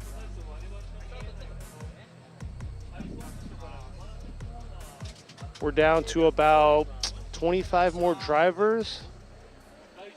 And looks like he is ready to go and he's ready to rip. Here goes Saito in his JZX 100 Chaser. Got a 75 on his first qualify run. Not too bad through outer zone 1. Could have had more angle through that zone, but here he is ripping through outer zone 2, dipping 2 tires there through outer zone 3, taking both pylons out. And here he is ripping into the finish. Got a little sloppy after outside zone 2 area. And a lot of wavering too. Let's go ahead and check this out. Right here, shallow angle through outside zone 1. Does a good job at outside zone 2, but right here, not a hard flick. Gets a little, or has a high rate of angle, but he does have to correct and pull some angle out as he is approaching outside zone 4. And he kind of shallows up going through outside zone 4. So let's go ahead and see this from the... Got that aerial view here. Yeah, outer zone 4, he missed much of that.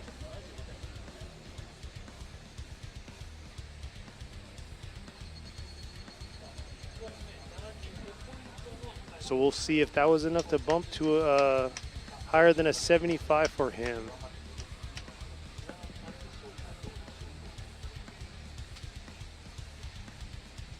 Ooh. 62. So he's going to carry that 74 into qualify or into the top 32, which, speaking of top 32, that's going to be tomorrow. We're going to be top 30, doing top 32, and then rolling into the top 16. Introduction of the drivers and making it happen. But right there, speaking of drivers, right there, 963, ready to go. Daichi Mizutani Motors S15, got a 65.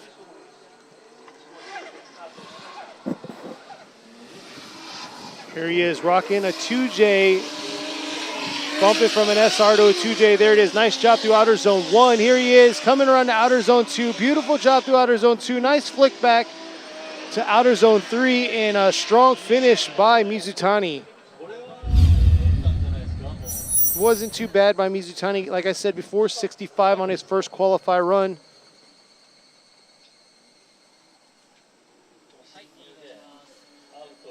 There you go, flicks the car, makes it out to the outside zone 1. Wavering to outside zone 1. Good enough angle. A little late. A little late at outside zone 3. But tried to give it that hard flick. You can watch this transition from outer zone 2. Here it is. There you go.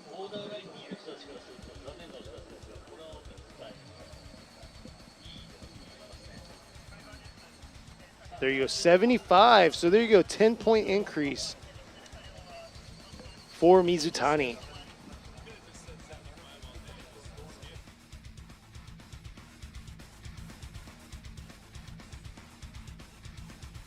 So we'll see here, waiting for the next car. Here he is coming up by the Dunlop sign over the ridge. We have number 771, Hiroya Minoa, 12 years old, Team Cusco Racing, A90 Supra. Yes, 12 years old. Just think of the pressure and what you're doing in the car. This is an A90 Supra drifting at high speeds. 12 years old, man. It's like, that's a lot. That's a lot to take. I'll give you this, though. Man. I know the sim and everything, people say they're very alike, but at the same time, you don't get that momentum feel. But he definitely spends some time on the sim and handles business. If you don't have him on social media, go check him out, Hiroya Minoa. On Instagram, he does a lot of stories and posts about all the stuff he does in the sim, and you can just see right here the time he puts in the sim and the time he puts in his car. It's phenomenal because he can position the car where he needs to put it. And here he is right here, coming early into outer zone 1. Got a 67 on his first qualify score. Ripping back around, nice smooth job into outer zone 3. Hey, it looks like the car's moving more than how it was earlier, too. It is, but man, he is pegging that car out.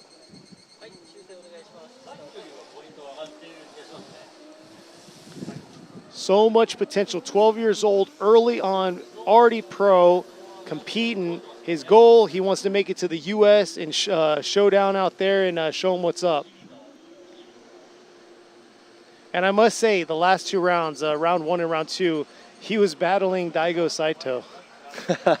Hey, guess who he's going to be battling tomorrow? Oh, man. Kidding. We'll see, but yeah. And so now he's going to have to, the first thing he has to do is make it into the top 32 right exactly. here. That's his second run. He got a 67. He definitely needs a lot more points than that because I don't think 67 is too safe right now. Oh, 75. Hey, so we should just give everybody a 75 at this point. Let's go ahead and do that. I mean, what do you think? It's really looking like that. Are you guys like rigging this or something? Are you guys messing with me, toying with my emotions? All right, next coming up is going to be Konosuke Fujimoto in the D-Dash Racing S15, and he has a 75. Let's see if he can increase that score higher than a 70. Break this 75 mojo that's going on.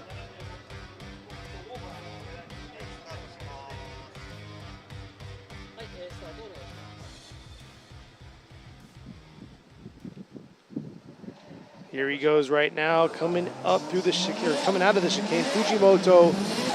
Here he is, ripping to the 3-2-1. Nice job coming up into the outer zone 1. Dipping like a tire right there, but very aggressive in that outer zone 1. Coming out outer zone 1, real hot. Filling that outer zone 2, and a little late in that outer zone 3. Been a common problem for a lot of these drivers, but man, what a strong finish. Hitting that pylon in outer zone 3, knocking that bumper loose. Yeah, and I'd have to say the amount of angle he's throwing through outside zone 1 probably kind of compensates him going into the outside zone 3 late. He does dip a tire outside zone 1. Good job. Pegged the whole time. Good job at outside zone 2, but he's a little late into outside zone 3 and good enough angle going through outside zone 4. Like you were saying, in outer zone 2, he was literally sideways, staring at like the fans, and then when he transitioned, it could have been a little sooner, but he was trying to carry it all the way through that zone. And here's a replay of it right here. So here's outer zone 1, dipped a tire, but here it is where he's trying to carry that angle. Carries the angle a little late, and then right there to the back end of outer zone 2. So 80 broke the 75. Broke that little 75 hump that we had going on. Next coming up the line is going to be number 75. Speaking of it, number 75, Koji Nagase with Team Kazama with Power Vehicles and his JZX 100 chasing got a 73. Let's see if he can get a 75. I was about to say that too. There's too much 75s No, going but on I right think here. I think for this track, that's probably the average run. I mean, that's if you attack it at the average, you know. It's a good number. If you need to play the lottery, there you go, 75. Here he is coming through the chicane. Nagase needs to move up, get this point higher, and here he is. Early initiation at outer zone 3. Nice job. Looks like he fumbled with the throttle entering into outer zone 1, but he's doing a beautiful job for the second half. Tipped a few tires there to outer zone 3, but overall very aggressive through his run.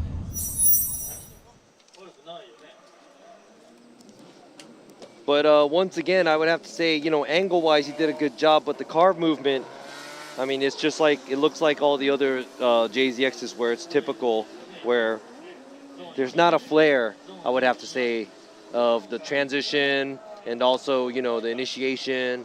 So what are you kind of seeing? I'm going to go ahead and, I'm not going to put Chris on the mic, but I just want his little 5 cents as a style judge. What are you seeing here?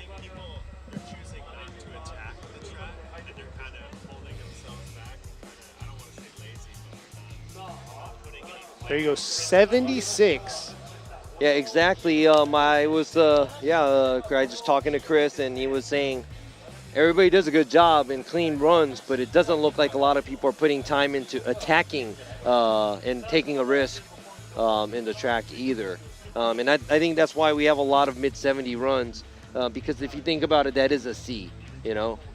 So everybody's kind of doing their thing. They're good enough to, you know, drive the track, but then the X factor, what they call in the U.S., is something that's more for the people and the risk takers. Exactly. Next up, mean mugging looking car, number 666, Shuichi Mano and his Vittora Racing with Chadi Boy Style. 1 via. Got a 75 on his first qualify run. I could have guessed that. There you go, Mano waving at the camera, ready for his second run of his qualify.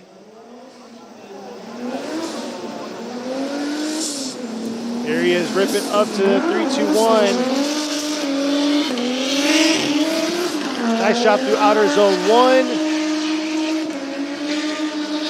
But definitely love the commitment through outer zone 2, but could have been a little bit deeper in both outer zones 2 and 3 and taken out both pylons through outer zone 4.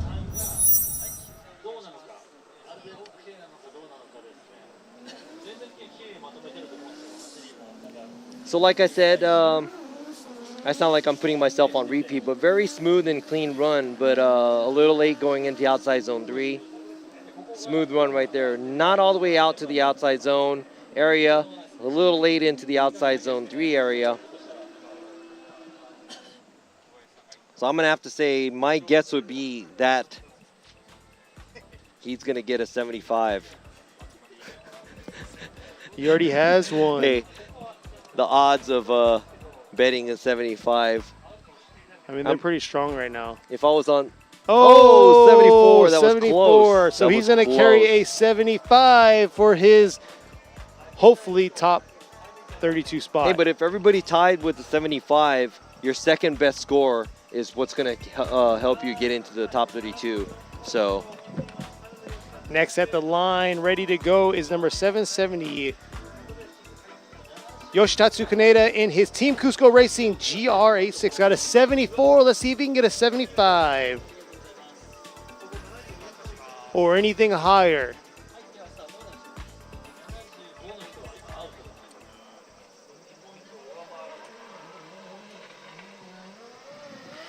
All right, here he is ripping up into the 3-2-1. Nice job. Early initiation through that 3-cone right there. Nice job into that outer zone 1. That's what I want to see right here. Ripping in through outer zone 2. Let's see the transition. Just right on the line. Maybe dipping a tire there through outer zone 3, but compared to his first run, that was he had a lot more on the line there. He put it where it needed to be.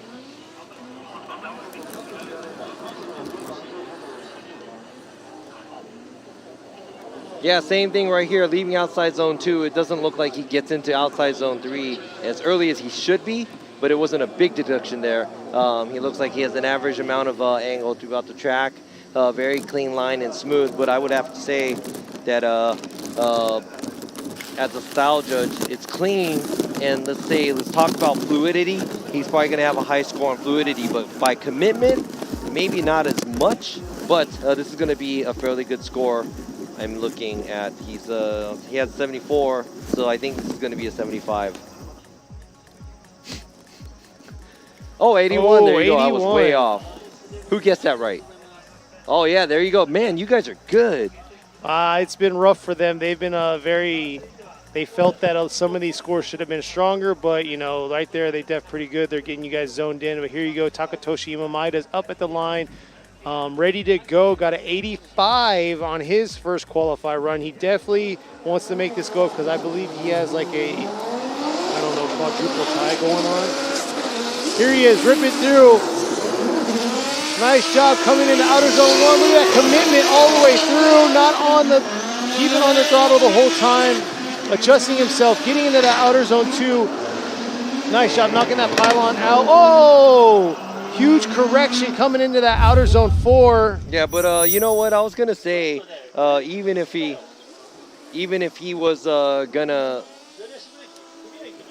even if he made it through, that run wasn't as smooth as his first run. Oh, he was yeah. on his left brake a little bit too much, leaving outside zone 1. You could see the decrease in speed, and the car was struggling to keep it sideways.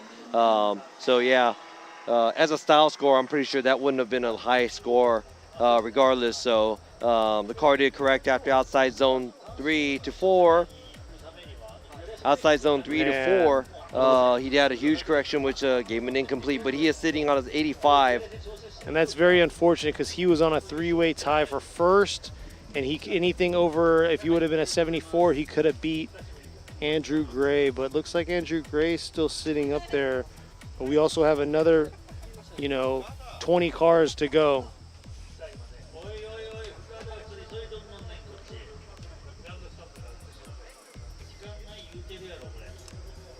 And here you go, next driver is coming up over the hill. It's gonna be number 38, Tarahiro Fukada in his Tanabe SSR Team Dunlop with Weld JZX 100 Mark II. Got a 70 on his first qualify run. I talked to him earlier. He messaged me. He says he's looking for a 75, so we'll see how he's gonna do here. Robbie just caught that. No, he didn't. I know, Robbie just caught that. Oh, here he is. Got a 70 on his first qualify run. Hey, but you know what? I think 75 is not even good enough to make it through. Oh, no. I think it is. Here he is right here. Nice job coming into outer zone 1. Early on into outer zone 1 right there. Ripping in and around to outer zone 2. Ooh, looks like he tipped about 2 tires there through outer zone 2 to outer zone 3. Oh, I don't know about that. Man.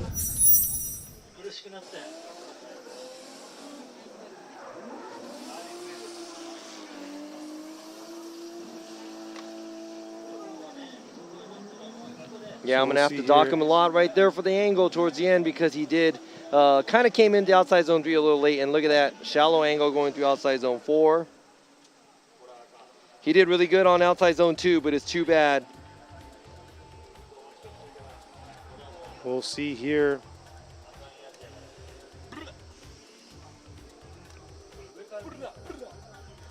So here we are. We're down to, look at that. You can see Robbie and Chris over there having fun. The sun's going down. It's not as hot. We have 17 drivers. We're down to 16 after we get these scores. 66 is what he's got. 77 or 70 is what he's going to go ahead and bank on and take to see if he can get a top 32 spot. But like I said, there's 16 more drivers Next at the line, already ready to go, is number 58, Kazuhiro Kubo in his vacancies with weld, Cockpit Kobe 180SX. Now he's sitting on a 73 as well. He wants to join the 75 club real bad, I heard. He texted me earlier, too. Can't take my not funny joke. Here he is. Nice, committing to that outer zone 1 right there. Wow, ripping through, transitioning over. Outer zone 4 could have been cleaned up a little bit more, but man. You know, I mean, like you said, he's ripping through where, I mean. It's not about the speed, but look at this. He's just full throttle, just he's just kind of rushing through the track. Yeah. He's committed to it, but he's not feeling the zone 100%. And here's where he could have flicked it a lot harder. Boom. Just kind of subtle on his outer zone 3 transition. And that's the thing. That's the hardest part. 70. Yo, y'all are messing with me. 75, really? Hey, let me talk to the other judges. Hey, guys, let's just keep 75ing everybody for the rest of the day. So we'll see. Next up at the line, coming all the way from the U.S. Yes, this guy probably came the furthest away. I don't know how far. He came further than Chris did. I don't know. They're about same coast. Oh, yeah, you're right. No, because he had to fly up and around. Yeah, so we'll say maybe 2 miles further. Probably about 40 miles. So number 21, Ken Gushi in the Team Kazama with Power Vehicles, Motis Lexus RC. Got a 80 on his first qualified run. Look at that, dipping it right there. Almost taking out those 3-2-1s. And look at that, real early on in that. And that outer, hard flick right there in outer zone 3. Man. Sorry, he had me speechless leaving outer zone 1, getting to that outer zone 2. But here you go, right there, right in that line of that track. Making it happen, coming around to outer zone 2 here. Nice job in outer zone 2 early on. Look at hard flick right there. Looks like he held a little bit back on that outer zone 3, but overall, I mean, we know why he got an 80 on his first run. He didn't really hold back too much on this second run. I was just telling Taniguchi, I mean, look at Gushi is using the left foot braking really well, and I think it's a good tool to use. There you go, the grass that Sugo cut for us is the FD logo right there. But like he was saying, 83 points right there. So 3-point increase right there for Ken Gushi. Like, you want to use it as a tool to help you out when you need it, but a lot of these drivers are just dragging on it. If you're on the left foot brake from outside zone 1 all the way down to outside zone 2, you're killing the momentum, and if it becomes a tandem run, you know, you're going to kind of screw the car behind you too. You need to use it as a tool. It's just like your e-brake. You're not going to be dragging the e-brake from initiation 3-2-1 cone all the way down to, you know, outside zone 1 either. I mean, I might, but you won't. Yes, you're right. No, well, you're not supposed to. That's where the style judge is going to be like, nope. Sorry. And he's going to dock you for like 80 points. But hey, here we are. We're bumping ourselves. We are in the 85 club with this guy right here, number 36, Kazumi Takahashi in this TMS Racing Team Cylon Tire E92 BMW. Got an 85 on his first qualify run. And he definitely needs to make something happen because right now Andrew's in the lead. He got a 74 on his second qualify run, so he has to beat that 74 points score. So you know what will get him there? A 75. So here he is coming around to 3-2-1. Nice aggressive flick right there. Coming into outer zone 1. No! I know y'all saw that. I'm not going to say it, but here he is finishing off strong. Look at that hard flick right there. Not able to get all the way out to outer zone 3, but it's very unfortunate. That was exciting to watch, though. I'll say it. He put on a show. I'll say it, and you can see it. Outer zone 1, he may have dipped too many tires. There you go. Boom. That's tire off. The front left tire off. And he was like, you know what? I don't care anymore. I think I dipped too many tires. Yeah, he's like, I don't want a 75. I don't want to. But hey, you know what? Takahashi got an 85 for his first run, so Not bad. yeah, that's very good. Now I think we're down to like the last 15 drivers. Next up is number 61, Kazuya Matsukawa and his Hiroshima Toyota Team Droopy AE85. While Robbie's over here dancing beside me, and I am wrong. Actually, Mao Yamanaka is up. I jumped the gun on my list here. He's in the Good Ride Motorsports S15, got a 65 on his first qualified run. So it looks like they're fixing one of the pylons in outer zone 1, but Mao Yamanaka is ready to go, fired up to make his 65-point score increase, because right now I don't think 65 is the safe zone.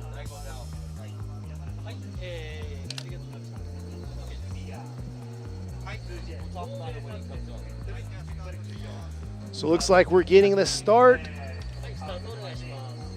Like I said, Mao Yamanaka coming up right here. He needs to get higher than a 65 because I don't think the 65 is going to carry him into the top 32. No, I don't think so. But you know what might carry him into his top 32? 75. Here he is coming into 321. Nice job through that initiation. Look at that throttle. Ooh, all nice the way job through. right through there. Minor adjustment leaving right there, coming around the outer zone 2.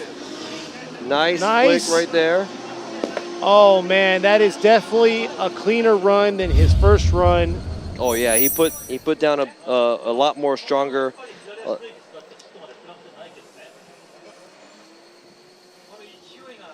Stronger run, but now we're gonna have to look at the line because he doesn't make it all the way out to the outside zone 2, but he does try to clean it up.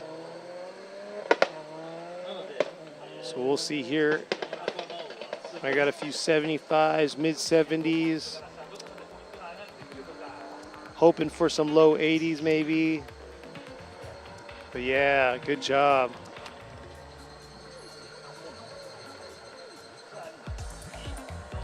How is he going to pan out here? Like I said, 65 for his first qualified run. He had a few mistakes here and there. Not the cleanest run, but definitely a lot better than his first qualified run. I'm sorry. I mean, my brain's fried. I didn't push send. Ooh, 83. So those of you out there saying low 80s, there he is. He is in an 80s club.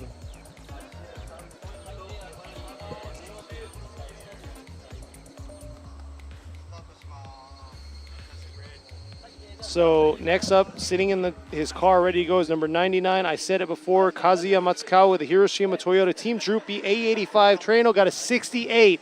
68. This is probably not going to be safe. And this guy right here is going to throw down a little late in the outer zone 1 right there. But here he is ripping, touching that outer zone 2, flicking back around to outer zone 3, leaving a little early out of the outer zone 3, but man, committing himself from outer zone 3 to the finish.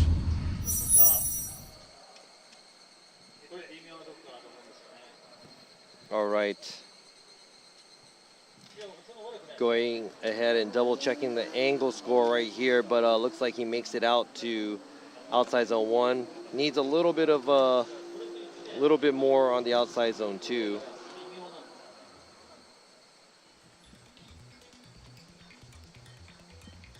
And you can see right there, a little late on that outer zone 3.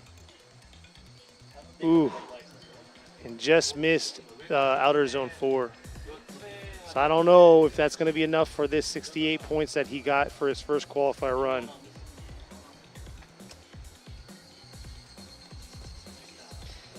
Yep, the scores are in. 77, so it is.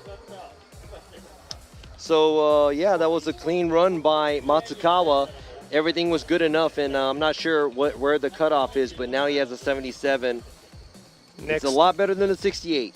Yep, next up is going to be number 5, Tomoki Tanaka in the V-Style Good Ride with Tetsujin JZX 100 Chaser.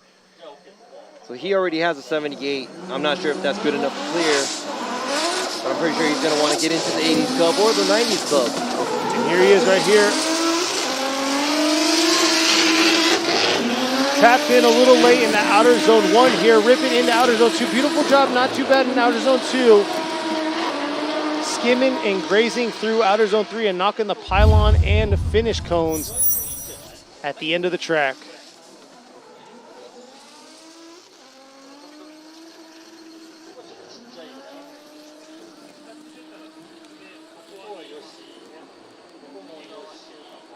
So we'll see here. You can Yeah, see right so there. overall, I would have to say outside zone 1, angle-wise, outside zone 2, he gets pretty deep and a lot of angle. Then he does flick it pretty early. I mean, a hair late at outside zone 3 or rotating the car around, but eventually gets to angle. Does a good job there and good job by the finish line. So there you go. Oh man, another 78. So 78 to 78. Looks like the next driver is sitting at the line while they're adjusting the pylon out on the course. We're going to have number 530, Wataru Masuyama, ready to go in his Good Ride Motorsports GR Yaris. He got a 77 on his first qualifier run. Competed in this last event at Ebisu due to damage from his 350Z. He wrecked his 350Z during a practice session, and it's pretty much under construction now. And here he is driving this Yaris. That is very. Oh man, the spacer flew off, and a lot of things flew off, but the wheel flew off. I mean, luckily no spectators were in this area, but man, he's gonna have to pay for that guardrail. Ooh. No, but let's see. Hopefully, no major damage is done. Let's see this right here. Yeah, that looked like there was a bunch of spacers that flew out. Man.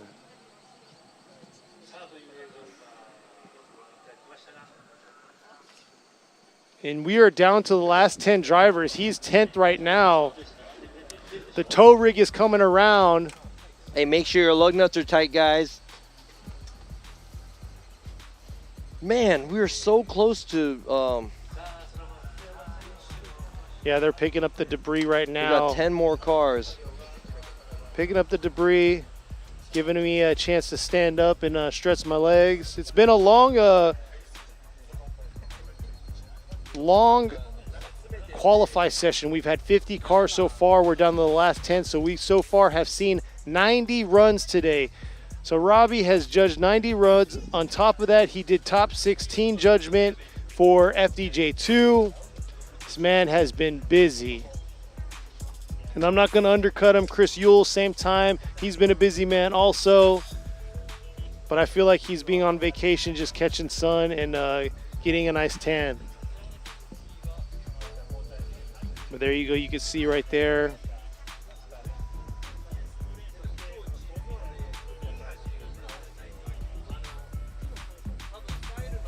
Masuyama's car.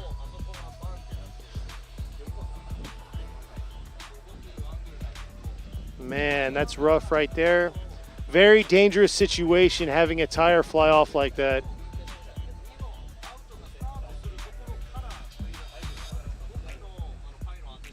So we'll see. So we'll definitely have some time till the next driver. Once they clean this, looks like he cleaned majority of the debris, but once they get this car loaded and ready to go. How are y'all doing out there? It's 5:41 now here. Where are y'all viewing from and what time is it there? I appreciate y'all out there tuning in to us, sticking around. It's been a long day of drifting. We did top 16 of Formula Drift Japan's round 3 FDJ2 this morning. Got our final winners for the FDJ2 series for round 3. We had first place was Rikuto Horiuchi. He was driving the Horiuchi Factory S15, and then coming in second was Tsubasa Nagasawa in his Tsubasa Shokai with hardcore R32 Skyline, and third was Akihiro Hanawa, and he was actually our first number 1 qualifier yesterday, but he ended up taking third home with the Wise Factory Eternal with Speedmaster S14. So they're wrapped up, done with round 3, and here we are trying to get the start of round 3, get qualifying wrapped up, and it's looking like it's going to be possibly another 4-hour session, because yesterday we fought fog situation. It was horrible. Whew. It was in and out of fog. If you've seen how high we are up, we're right over the mountain range, so fog was just sweeping over our heads. and we weren't happy by any means. Yeah, it looks like Masayama's right there on his phone. He's like, yeah, you know, everybody's probably blowing up his phone right now. What happened, dude? What happened, dude? But I don't know if it was spacers, or I don't know if the lug nuts weren't tight, or something broke, or white tread spacer broke, or hub broke. I'm not sure, but it looked like there was a lot of spacers that flew off out into. But good. Let me go ahead and go over some of the supporters and sponsors that we have that's making this Formula Drift Japan possible. G-Shock, Valenti, Yokohama Tires, Bridgestone, Dunlop, Goodyear, Toyo Tire, Good Ride, Kenda, Valino, 5X, Silent Tire, Fitzer Tire, Linglong Tire, Motis, Carport Maruzen, RSR, Brid, Ogura Clutch, Rays, Cusco, Project Mu, BN Sports, Shift, Hot Wheels, Comtech, Kazama Auto Service, Arai Helmets, Treasure One Company, D-Max, Hummingbird, Krupi, Kiva, Torque Drift, and many, many other sponsors and supporters. Oh man, you said Kiva and it reminded me, I got my Kiva drink right here. Let me go and crack this bad boy open. Dude, where you got another one, man? Oh, you're gonna have to find one. I brought my own. Oh man. Yeah. Kiva.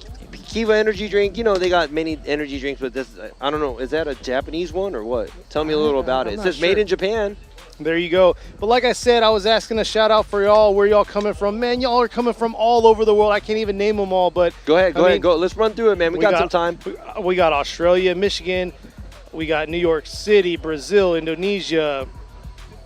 You can read faster than Serbia. Yeah. Okay. All right. Philippines. Well, I'm sorry if I missed you, but hey, Daniel Johnstone, 6 p.m. Connor Hankinson, shout out. Tommy Jarman from Sweden. More gyms from Serbia. I don't know if you want to read all of the actual. Yeah, Arif Mau Mau, Indonesia. Nisto 21, New York City. I know. You're gonna have to yell if there's anything that's bad. Hayden Craig, Australia. Yeah, I know. You're gonna. Don't let me say anything illegal. I'm sorry. Yeah, I'm just. Yeah, there you go. E30 Maniac from Poland. Yeah. Arif Mau Mau from Mars.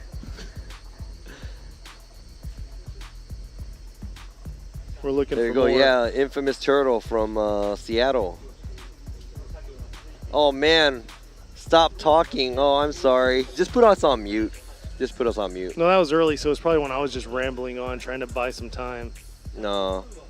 You can't say that. Kenny's doing his best. Kenny's a good guy, really. Oh, there you go. WooZTube, Estonia, Slimewab, Los Santos, Laitonta Homa, Finland, Radek Chajnicki, Poland, Oklahoma, Antarctica Research Base. Are you serious? Triumph the Insult Dog, Vincent Benitez, Oklahoma. Got Arkansas, Alan from Arkansas. We got Polska. New Zealand, Arkansas, Netherlands. I was just in Arkansas. Bro. Dude, thank you so much. Yes, we love you all. ROI Livery, we're just kidding. We love you. Thank you. Thank you for tuning in, though. We are watching Masayama's car getting record, getting it onto the tow truck right here. Masayama's on his phone right now. Not sure who he's talking to right now. He's probably talking to his girl. Like, yeah, what's up, girl? Like, yeah, man, I'm at the racetrack. You got South Africa, Sweden, Taiwan. I'm just still reading. I mean, we're talking and reading at the same time. But, yes, we do appreciate y'all out there. Yeah, really, man. I mean, no joke, man. Like, seriously, and we say this all the time. I can't even thank you guys enough because I enjoy doing this as well as Kenny does, too. Well, the heat and everything and all kinds of circumstances doesn't make it fun either. But you guys being here, giving us support really, really makes me happy. And I'm glad I'm able to do this. And, you know, sometimes I get frustrated and I get mad about, you know, how the series is going or the driving and stuff like that. But the big thing I want to highlight is both of us, both myself and Robbie, we're not by any means pro commentators. don't get me wrong, we have good chemistry because we hang out. You know, Robbie's a good friend of mine. He reached out to me and he said, would you like to do this? And all y'all grassroots drifters, drift lovers, car lovers, if you got offered that gig, you'd be hands down saying, yes, I do. But at the same time, you have the fears because you are live. You make mistakes and you are live. Funny? You know what's funny? Kenny's like, yeah, we're good friends. Psych. Nah, man, I was just like, yo, man, I'm looking for a sucker.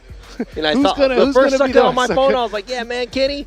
Hey, man, Kenny, you want to do this? And now he's stuck with us. Exactly. No, I'm just kidding.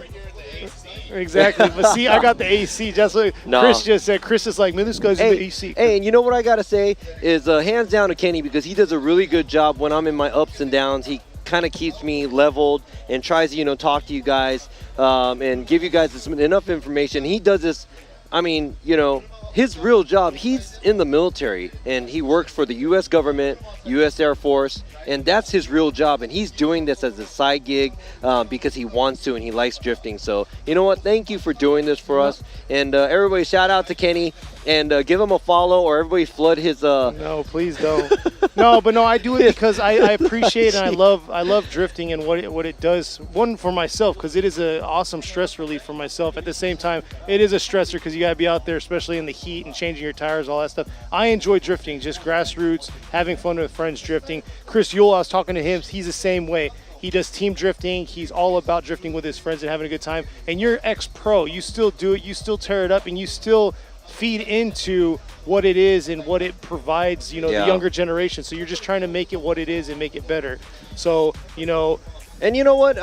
Since we do have the time right here, there you go. Since we do have the time right here, man, us judges, especially FD Japan or FD US judges, everybody's genuine, and it's not like everybody likes somebody more than the other, or there is no, oh yeah, he has a bigger sponsor, so he's winning. No, none of that. There's no, it's not rigged. There is no script. Look, the only script that I have is says, oh, what time something starts. That's about it. There's no way we can do this calculation for the championship and everything. So everybody who's out there saying that, oh yeah, that's BS, you know what? You're wrong, because I started judging because I wanted to see what's behind it, and now I see everything, and it's more of the drivers not listening to the judges or the car setups. There's a lot more to it, so make sure that you have that in mind when you're looking at the judges, and there is a reason why the judges are making that call. And, you know, we're not on the mic all the time to explain to you everything, you know, so make sure that you have that in mind too, and give some love to some of the judges. Formula Drift USA, we also have, you know, Ryan Lontaine that's usually here, Brian Eggert that's usually, or I think he made his way over here before too. He was supposed to come to the other event, but he couldn't make it. And we have Chris Yule right here. It's a hard gig. Chris Yule is over here, and he has a family back home, and he does have a full-time job as well. He's a master tech at a dealership too, and he also does drifting for fun as a hobby, and he's doing this because he loves it. And all the guys that works for the Formula Drift Japan and Formula Drift USA, everybody's just a big fan. We want to make sure that we have a good event to showcase to all y'all out here. But thank you very much for supporting us, and let Grandpa get off the mic because I'm talking my butt off. And let's go back to... He's really good at that. But you know what? This guy right here, let's see how good he's going to be. Unfortunately, he bailed out on his first run because something was wrong. I'm not sure what happened to his vehicle. He was scared to get a 75. That's probably what it was. I guess he was. But here it is, AAA 888. Kenji Yamada in the Lauderdale Club Racing VL S15 is finally making it up to the start line. And he is currently 9th overall.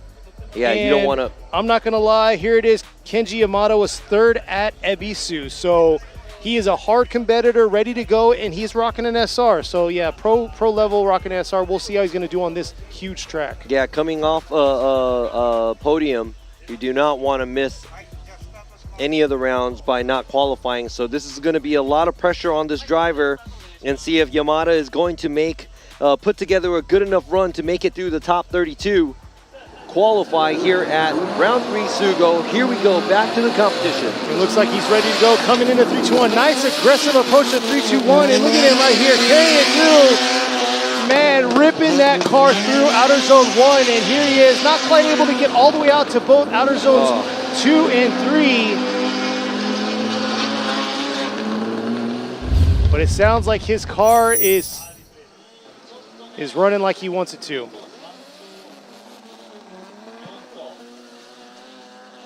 All right, so I'm going to have to say it looked like it was starting off well here, but he had to adjust a lot at outside zone 3, kind of late going into outside zone 3, but he did put together a run. Let's see what that score is going to be.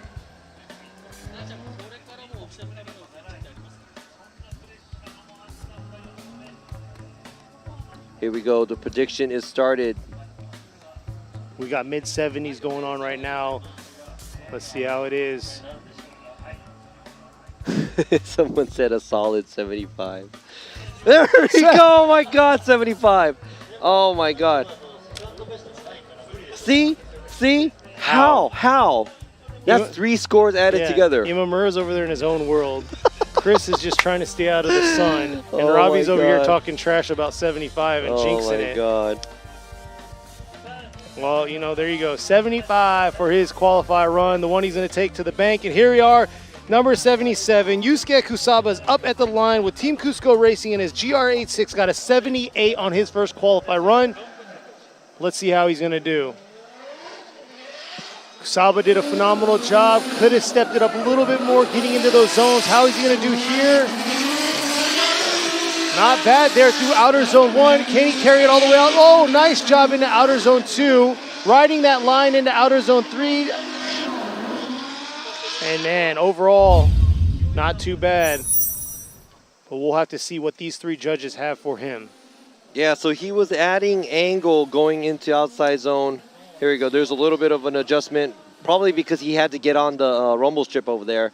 But I think that's a good enough amount of angle through outside zone 1 and 2. It looks like he makes it into the outside zone 3 area at the right time. Very smooth run, and this is, I'm going to have to say, Kusaba doesn't really throw the car around. He's a very smooth driver. And how can I say it? You can kind of see it where you're not really worried about him making a huge mistake. 79, so 1 point increase for him. Not too bad. Definitely going to be helping him move on to the finals. Next at the line, you can see him ready to go. It's number 10, Hokuto Matsuyama in his Trail Motor Apex Racing TMAR GR86. Got an 83 on his first qualify run. Yeah, so he's already in. I'm not going to lie, it was a very solid run. I maybe thought it could get a point or 2 more, so I'm expecting a lot more out of him this time. Filling the zones. And there you go, that commitment right off the jump. Oh!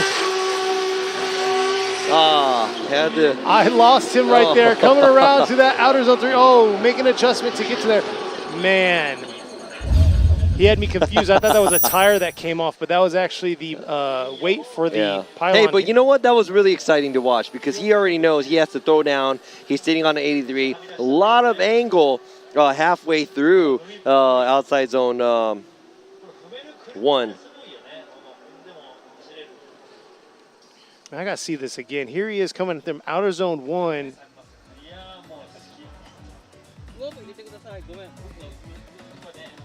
It looked good, but just he had to make that correction, leaving outer zone 1 to outer zone 2. Yeah, so he was wavering a little bit too much. He did throw down a lot of angle going through the angles, or going through the zones, but he was mid through outside zone 1 when he kicked out the angle, and also outside zone 3. He did kick a lot of angle, but going to outside zone 2, it was a little sloppy overall, but very exciting to see. I mean, I'd watch that over any boring runs. I mean, even if it's a mistake, exciting. you know? Look at that. Pedal to the metal. Man, look at that. That's what I want to see. I want to see that I want to see the tire do that throughout the track. 73, so we're going to keep that 83 that I got before.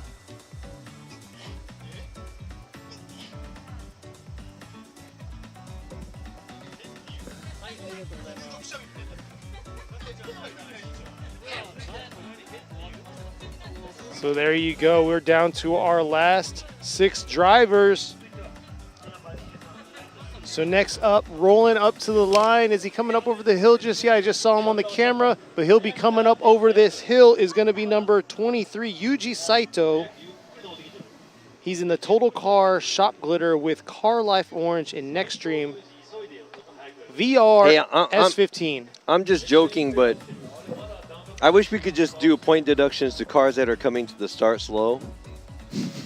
Like, really, it's delaying the show. So hopefully these guys hear it for tomorrow, especially. It's like, you know what? Let's go ahead and go.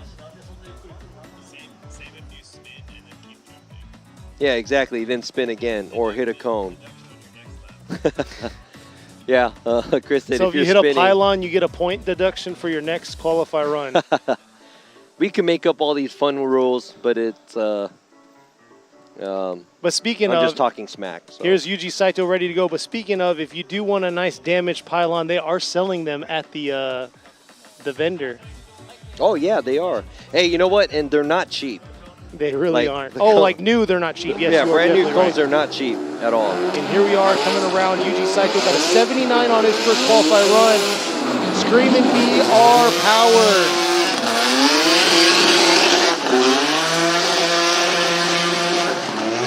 Whoa, whoa, whoa, whoa. A little wild there.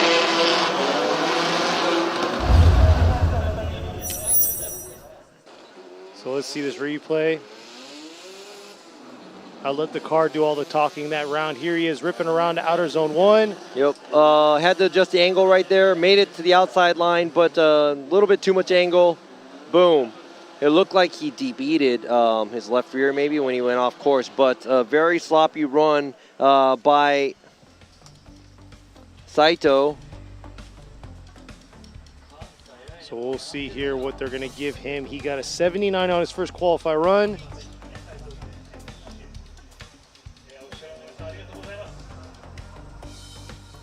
Yeah, so thank you to the track staff, always fixing these cones when they're getting punted by these drivers. There you go, 74. To 74. And man, 1, 2, 3, 4, 5 more drivers, but right there, Kanta's already ready. I like that. Car number 57, Kanta from Linglong Tire Drift Team, Team Orange, ZZX 100 Chaser. The winner of the last round, or I'm sorry, Sugo of last year here when he debuted the car. Let's see what he's going to do. Is he going to better his 82 or what? Like you just said, 82. Let's see how he's going to do it early on right there. Dusty just a little bit coming in that outer zone 1, but here he is ripping through, trying to fill every zone as much as he can. Nice job in the outer zone 2. Wow. Nice flick in the outer zone 3. Man, I have to say, very smooth. No correction in angle. And I would have to say he's pretty deep on the angle in outside zone 3 as well. Good job going through outside zone 1. He's right on the line on the outside line at outside zone 1. Right there, too. He's right on the line on outside zone 2, too. Outside nice flick 3, right yeah. there. A little late, but Still on I would that have to say line. it was very good. And I'm not going to say that that was the most angle I've seen all day through all the cars, but it was fairly good and smooth. Now it really depends. Did he have the flair to get out of your chair and say, what? Ooh-wee. What? You know, right there. They cut the grass to make it look like that. There's the FD logo on the grass. That's actually my lawn. Let's see. 85. There you go. Hey, it looks like Oh my goodness. he got 80. He got an 82 on his first run, so he must be he should be the top in the 85 crew right now. He really is. He just threw a wrench and everything. Andrew had it, but we'll see. We still have 3 more drivers because we have a Exactly. situation here. Because we had to skip Daigo Saito. He is out because of mechanical issues. Ex-Formula USA champion Daigo Saito is out. He is not going to qualify because of car issues, and we saw him on his first run. He zeroed out, got an incomplete because of an issue, so he is out. Those of you, I was looking forward to seeing what he's going to do. Exactly, but the 2-time champ is up now. Exactly. Number 8, Koichi Yamashita, Team Weld, got a 75 on his first qualify run. I'm pretty sure he's not too happy about that, so he needs to get out of that 75 club.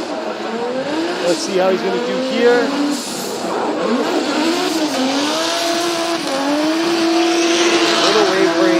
Little wavering through that outer zone 1, and here he is ripping into outer zone 2. Couldn't quite get. Ooh, I don't know about that. Had an issue leaving outer zone 1 right there, outer zone 2, and just kind of straightened himself up straight to outer zone 3. Yeah, that was a little sloppy for Yamashita. wavering through outside zone 1. Couldn't make it all the way out, and man, did not do a transition where he wanted to, kind of drove straight, and that's going to hurt him on his angle score.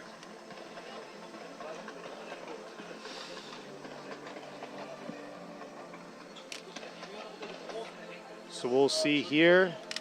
Man, and that's currently sitting third in the series. And things are not looking good because that run was not anywhere near clean.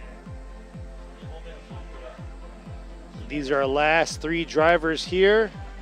We got 2 more to go after this score gets, there you go, 73. So 75 is what he's gonna have to take with him. But now we got our last 2 drivers. These Man, are 2. you know, I have no idea who made it in. So I can't even be biased. Yeah, half of the guys are 75, so now we're gonna have to look at their second runs. So next up there's probably is- a tie everywhere. So Next up, rolling down through the chicane is going to be Masanori Kohashi in the Linglong Tire Drift Team Orange. That's his team out of 82 on his first qualified run, and here he is.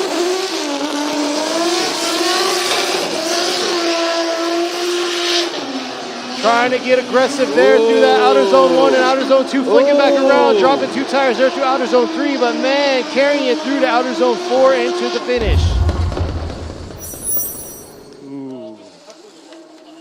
there was a small adjustment in angle, but a great job right on the outside line at outside zone 1, and makes it all the way out to the outside zone 2 as well. Flicks it 2 tires off at outside zone 3, but keeps hard angle and flicks it really hard. I really like that. And as an angle judge, now looking at it from the top here, from the view, man, and yeah, Kanta is his teammate as Team Orange, but they kind of got the track down. There you go, guys. What's going on? You guys see this? Sun setting. Looks very good. It's blinding us, but hey, he's lighting this Formula Drift Japan sign up for us. Actually, the sunlight's it's kind of soft on my eyes. Earlier, it was like kind of beaming down, and I'm probably like super burnt right now. Looks like I'm either drunk or burnt. 84. Oh, there you go, 84. Not quite enough to get in that top spot, but we got one more driver sitting at the line right now, ready to go. He is our points leader for the series. We got number 311, Naoto Suenaga. Oh, man, he has a 74. He needs to get an 86 or higher. Oh man, I don't know, man. That's I know. Now I'm kind of getting antsy to see what he's gonna do. So he's with the Atlas Tire Drift Team Fukushima in the 370Z. Let's see how he's gonna do. It's VR powered.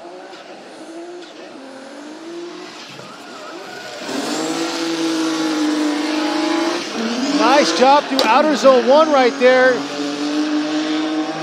And through outer zone 2, filling that zone. Oh, looks like he had a little adjustment through that outer zone 3 right there, and then blowing that last pylon out. Yes, I would have to say very smooth, not edgy, but very smooth, and he's trying to place his car where it's supposed to be at.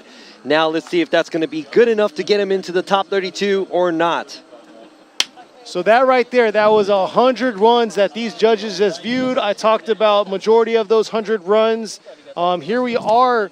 You can see the last run up right there, the aerial view, probably the last aerial view we're going to watch for tonight or this afternoon.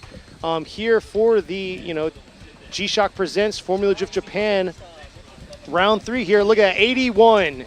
So it looks like that's going to be enough to take him into the top 32, but not that top spot.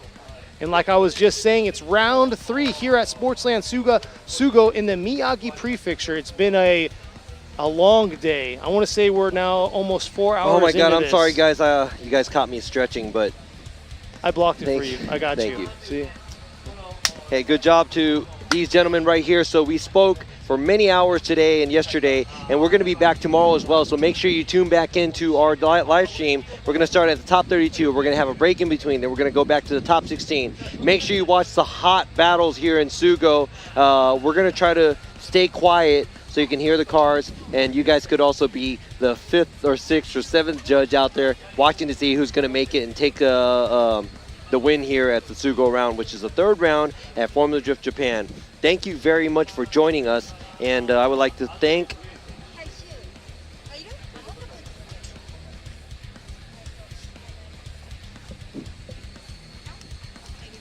You can see me Sorry waving about here. that. Yeah, there you go. We're waving. This is the waving of happiness because, man, we've been talking for hours and hours. It's been a long, long day. Let's but go here ahead you and see. Oh, there you go. It looks like Kanta is probably the #1 qualifier here. Let's check out his run. Nice flick right there. Going to outside zone 1. Very smooth. On throttle. Tire on the line. Tire on the line. Throttle all the way. Very smooth transition. No fixing an angle. Good deep angle throughout the track. Very nice run by Kanta. That's the exactly something we want to see, and maybe a little bit more flair under it too, where there's like a edginess there. But let's go ahead and close this out. Thank you very much for joining us here at the Sugo round. Really, really appreciate it. It's all because of you guys out there. Thank you for the support. And yes, make sure you view in tomorrow. Top 32 is first. Then we're going to do our top 16 intro of the drivers, opening ceremonies, and then hopefully it's going to be smooth sailing. We'll have to see though. So be patient. Come check us out. If you missed FDJ2, it ended today. Top 16 was a wrap up. Phenomenal job. Go check that replay out. It's on the archive. But yes, thank you. Yeah, and also the time schedule for tomorrow. This is going to be in Japan time, but tomorrow we're going to start the top 32 at 9:10.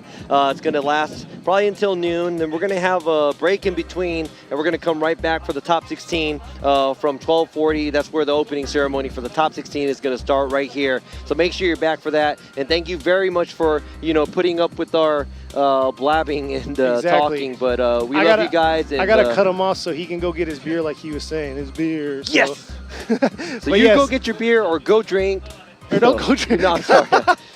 Go to sleep or go to work or do whatever you have to do all over the world. But just make sure you're back here to join us.